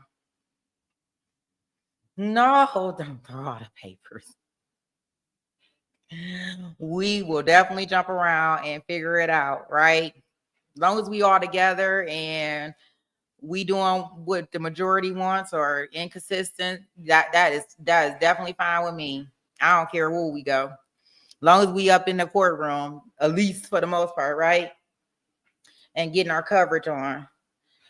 So we will, I will schedule a stream for next Sunday. It seems like Sundays are a good time. Saturday, everybody trying to get, this stuff going on. So I promise next Sunday I won't have too many mimosas. So I won't be coming up in here all crunk on y'all. So I won't do that next week, right?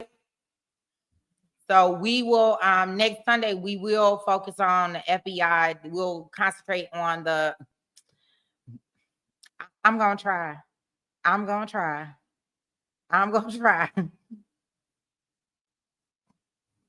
Oh, they want me to have too many mimosas so I can get on here and cut right up for y'all. We won't even have a stream. I wouldn't even know how to operate this stuff. I'll be over here fidgeting. Be over here with my slurred speech, talk about it'd be just my luck. Somebody clip it and it'd be all over the internet. That'd be the first view that goes viral. I ain't had nothing else go viral, but that'll be the view that go viral.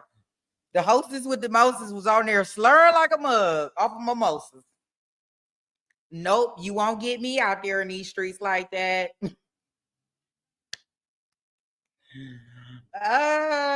No, I'll just say M. I'll just say M. Katherine M. Magbanua, blah, blah, blah. Yeah. Katherine M. I got you. I know how to cut that stuff right up.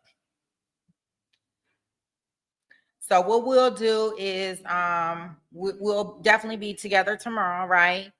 We'll kind of like go with the flow until we actually, I just don't, like my trust in Court TV has kind of like, I don't know. I was kind of saddened about the Millman trial because I really, really wanted to watch that trial. Now, this next trial that we watching, it is weird.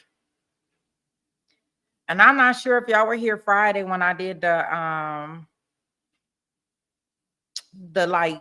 the information from Court TV in regards to what the case is about, but it is weird.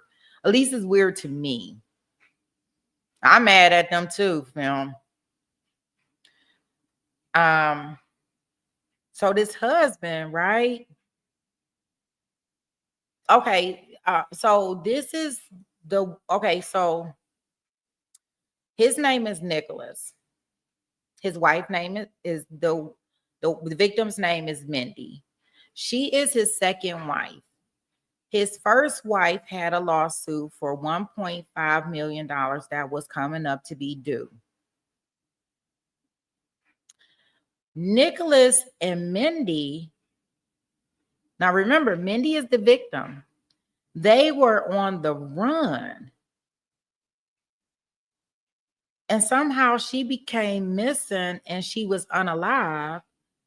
And some hunters found her while hunting over a 3-mile radius. And they charged Nicholas with the unaliving.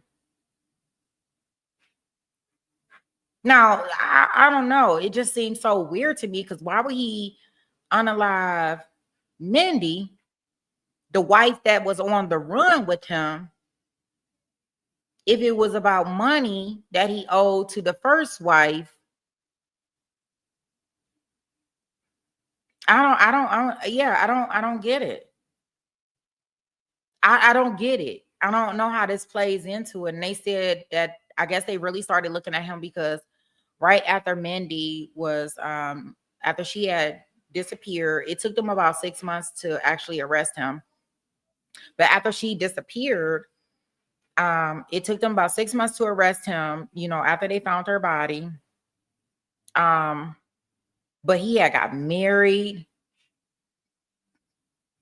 and he had bought some different supplies and stuff. Like they even talk about, he bought some Old Spice. Well, how's Old Spice like criminal? So I just don't know about this one, y'all. I don't know. You know, some of them we go into and they're like, oh, they got enough evidence. Why are we even going to trial? But this one, I guess maybe we definitely should be in trial, right? Because I am confused. This is in Georgia. Georgia. Yeah, well, we OnlyFans, we got the bare minimum. Like Court TV, you know, they was like, well, you know, typically we like to know some of the background and history of the relationship. They don't have none. And guess what? On top of that, he was a lawyer in the Navy. And I think he might have been retired. So, yeah, that's going to be interesting, right? We're going to have to really, really like listen to testimony. Like really, really be, you know, because some things we can kind of like put together. But this one, when I was looking at it, I'm like, okay. I was like, I don't know. Why are they coming after him? I'm like, they telling me why would he unallow the one that's on the run with him, the Bonnie? How's I gonna do that to Bonnie? She was slowing him down. I was like, well, maybe it's life insurance. Maybe he was gonna take the life insurance money from unaliving her to give to the wife, the ex-wife that he owed money to. But no, you don't do that to your boo thing that's on the run with you. But I guess we'll find out what evidence they had to present soon enough, right? But yeah, I'm like, oh, okay. And it's not like if you Google it, like, I mean, it's not really much out there. Yeah. Yeah, because we don't know much. Don't know much at all. And I think the only way I found out about it is I just happened to be on Court TV. And you know the weird thing about all of this, guys? This is the same way that I found out about the Ali trial. I just happened to go on Court TV and it's like, what is this? Like, where this case come from? What is this all about? And I'm like, I text Vinnie and I said, well, what is this?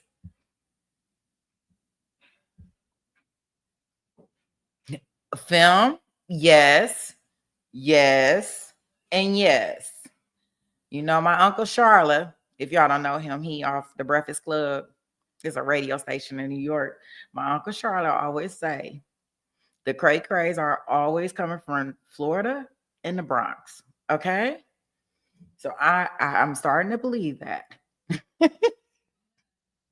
When I do my Google search for new trials, the first thing I say is, what new criminal trials do they have in Florida? And then I go down the list from there. Okay, now let's check this next state. But my first one is always Florida.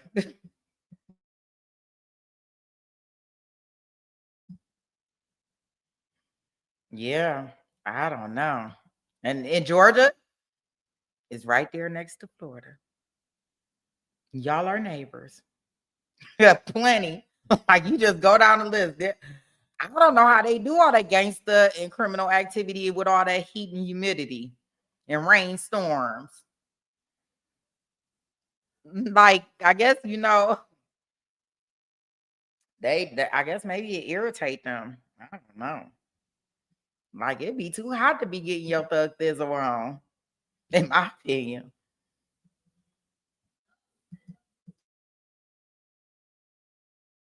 But I guess if there's a will, there's a way.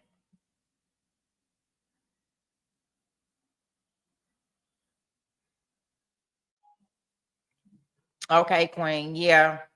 You know, that case, I don't know if it really like it wasn't popular until it got popular. like it wasn't like a major headline case, like because like if it's a major headline case, like say for instance, like a Karen Reed or the Preppy Boy trial, like they will stream it on Law and Crime and they will stream it on Court TV. That case was only streamed on Court TV.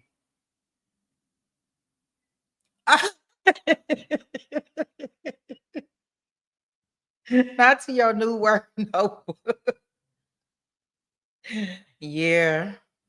Yes, it's definitely a word to add because sometimes they be out here doing that thug thistle. Absolutely. And it be too hot for that. Be out here doing all that thugging. So next week, what we gonna do with the Adelson trial, just so y'all know, we are going to go into the FBI's like sting operation and listen to some of the calls that implicate Donna, right? And we'll see how the investigators are like kind of tying all of this together. So that'll be next week on the 10th, and then on the 19th, we'll kind of that Sunday, we'll kind of wrap it all up, and then we should be in court on the 19th. And if anybody has, and we'll do some, if y'all want to see Charlie, if y'all want to see him get up there and try to convince somebody, I didn't have that really on the schedule to play, but if y'all want to see him convince somebody, I would definitely put that in the schedule and we can do that just to look at it. But I wasn't going to look at or Wendy's testimony. It's up to y'all. I have no problem with it. Oh, guess what? I know how to do polls now. So I'll send out a poll. I'll do a poll on our stream next Sunday, and y'all can let me know if we want to listen to any of their testimony and try to refresh our memory on regards to what they said. I would like to know more about the immunity deals that Wendy got, right? Because she got some immunity from some of this stuff. So can they ever come back and prosecute her? And if so, on what? Because she got all these deals, right? And then she went and wrote a book. Y'all remember she wrote a book about some of this stuff that they brought up in one of these trials. Like, oh, you went and wrote a book? But who knows, right? Okay, guys. Well, I'm about to put my music on because I did say I was gonna give y'all a dance. So I'm gonna put my music on. Y'all can't hear it, but I'm gonna tell y'all what song I'm gonna dance to. Let me see. And I'm gonna do my dance. And I'm gonna let all my I just wanted to hang out with y'all. So I had to find something to hang out with y'all that was gonna be productive. I said that's what I'm just gonna start doing. It's just trying to do something. So put something on there so we can hang out all the time. Let me see. After my mimosas, of course. Yeah, it's coming. It's coming. See, yeah, it's coming. Look for this chair dead. Thank you, boo. I'm about to get it in. Let me see. Let me look at my playlist. What can I do this to?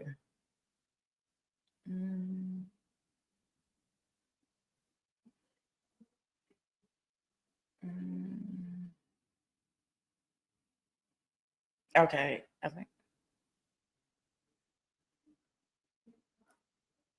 Okay, this is what we're gonna do. Oh no, I know what I'm gonna do.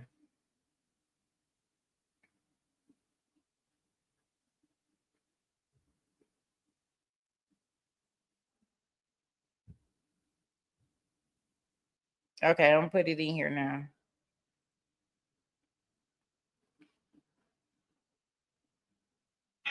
Okay, I can't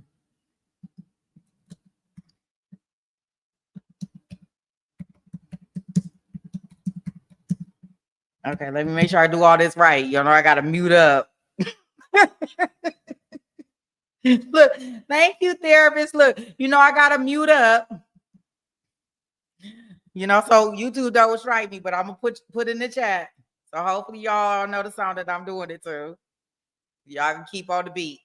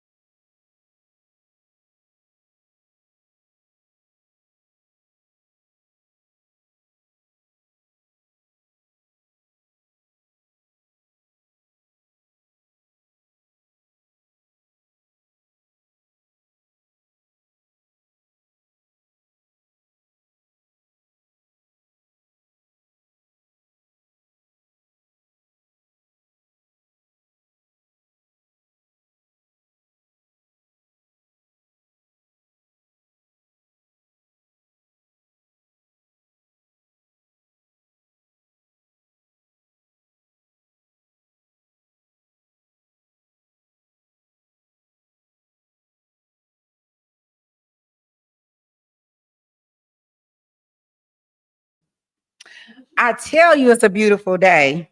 Oh, I love that song. It makes me happy. I don't know about y'all. If y'all know about that YouTube song, It's a Beautiful Day. It makes me want to play the guitar. I can't play the guitar. Let's get that first. So don't nobody ask me to play no dog on the guitar. But it sure make me want to pretend like I'm playing the guitar. I love that song. Especially when he said that he. I can't even say it.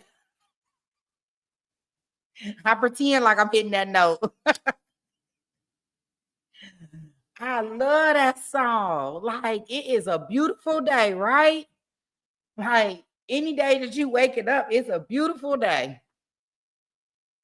And he hit it right on the head with that one, right? What a way to end our night, right? You say play the violin. That sounds like concentration. I can't even learn how to play. I tried to do Guitar Hero and I couldn't figure out how to do the keys without looking at the keys. I couldn't memorize it. real bad at that type of stuff. I think you got to learn that when you're a kid. When you don't have a whole bunch of other junk in your brain. Like if I ain't have a whole bunch of other junk in my brain, I probably could remember that type of stuff. But guys, so we covered our first portion of our recap of getting back into and getting ready for our big trial, because this is a big trial. This Donna Adelson. Woo, woo, woo, woo, woo. They have an ELO. They have a string section. Oh, really? Let me write it. I'm gonna write it down because I'm not gonna. I won't go back in here and look at it. I'm about to type it in my notes.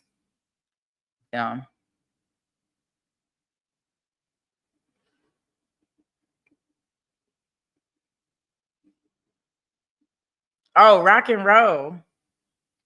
Yeah, I like some rock and roll, boy. I like a lot of Elvis Presley. Some U2. I like U2. I had a couple artists that I really like. My oldest daughter is like really, really into rock and roll. Surprisingly enough. Like I'm like, where do you get that from?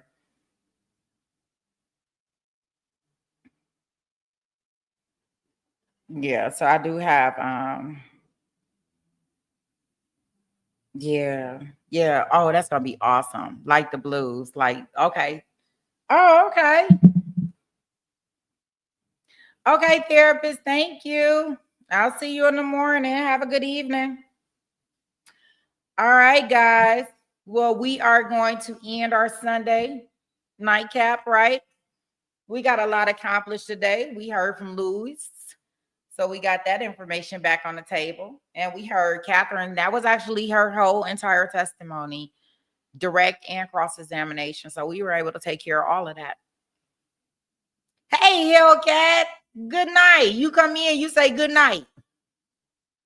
Sherry said she loved the 70s and 80s old classic rock. Girl, we gonna get it in. I can't play it over YouTube, but I'm gonna definitely always put the song in. And I want y'all to be more than happy to put it on and at least listen to the beat and see my offbeat moves.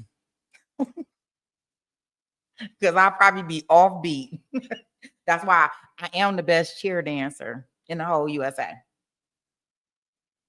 Nobody can take that away.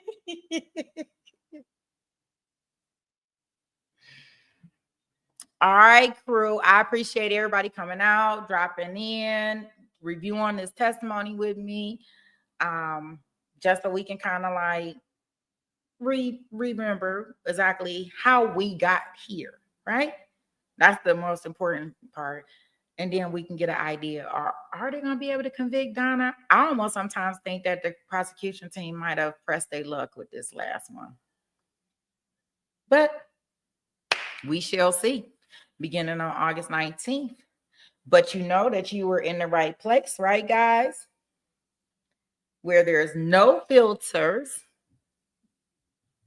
no fluff, just facts, right? So you can be the judge. Thank you, guys. Thank you, guys. I hope everybody has a good night. I appreciate the mods for dropping in. Everybody in the chat. You know, we're nothing without the chat. I appreciate you all. Thank you. And you have a wonderful and blessed evening.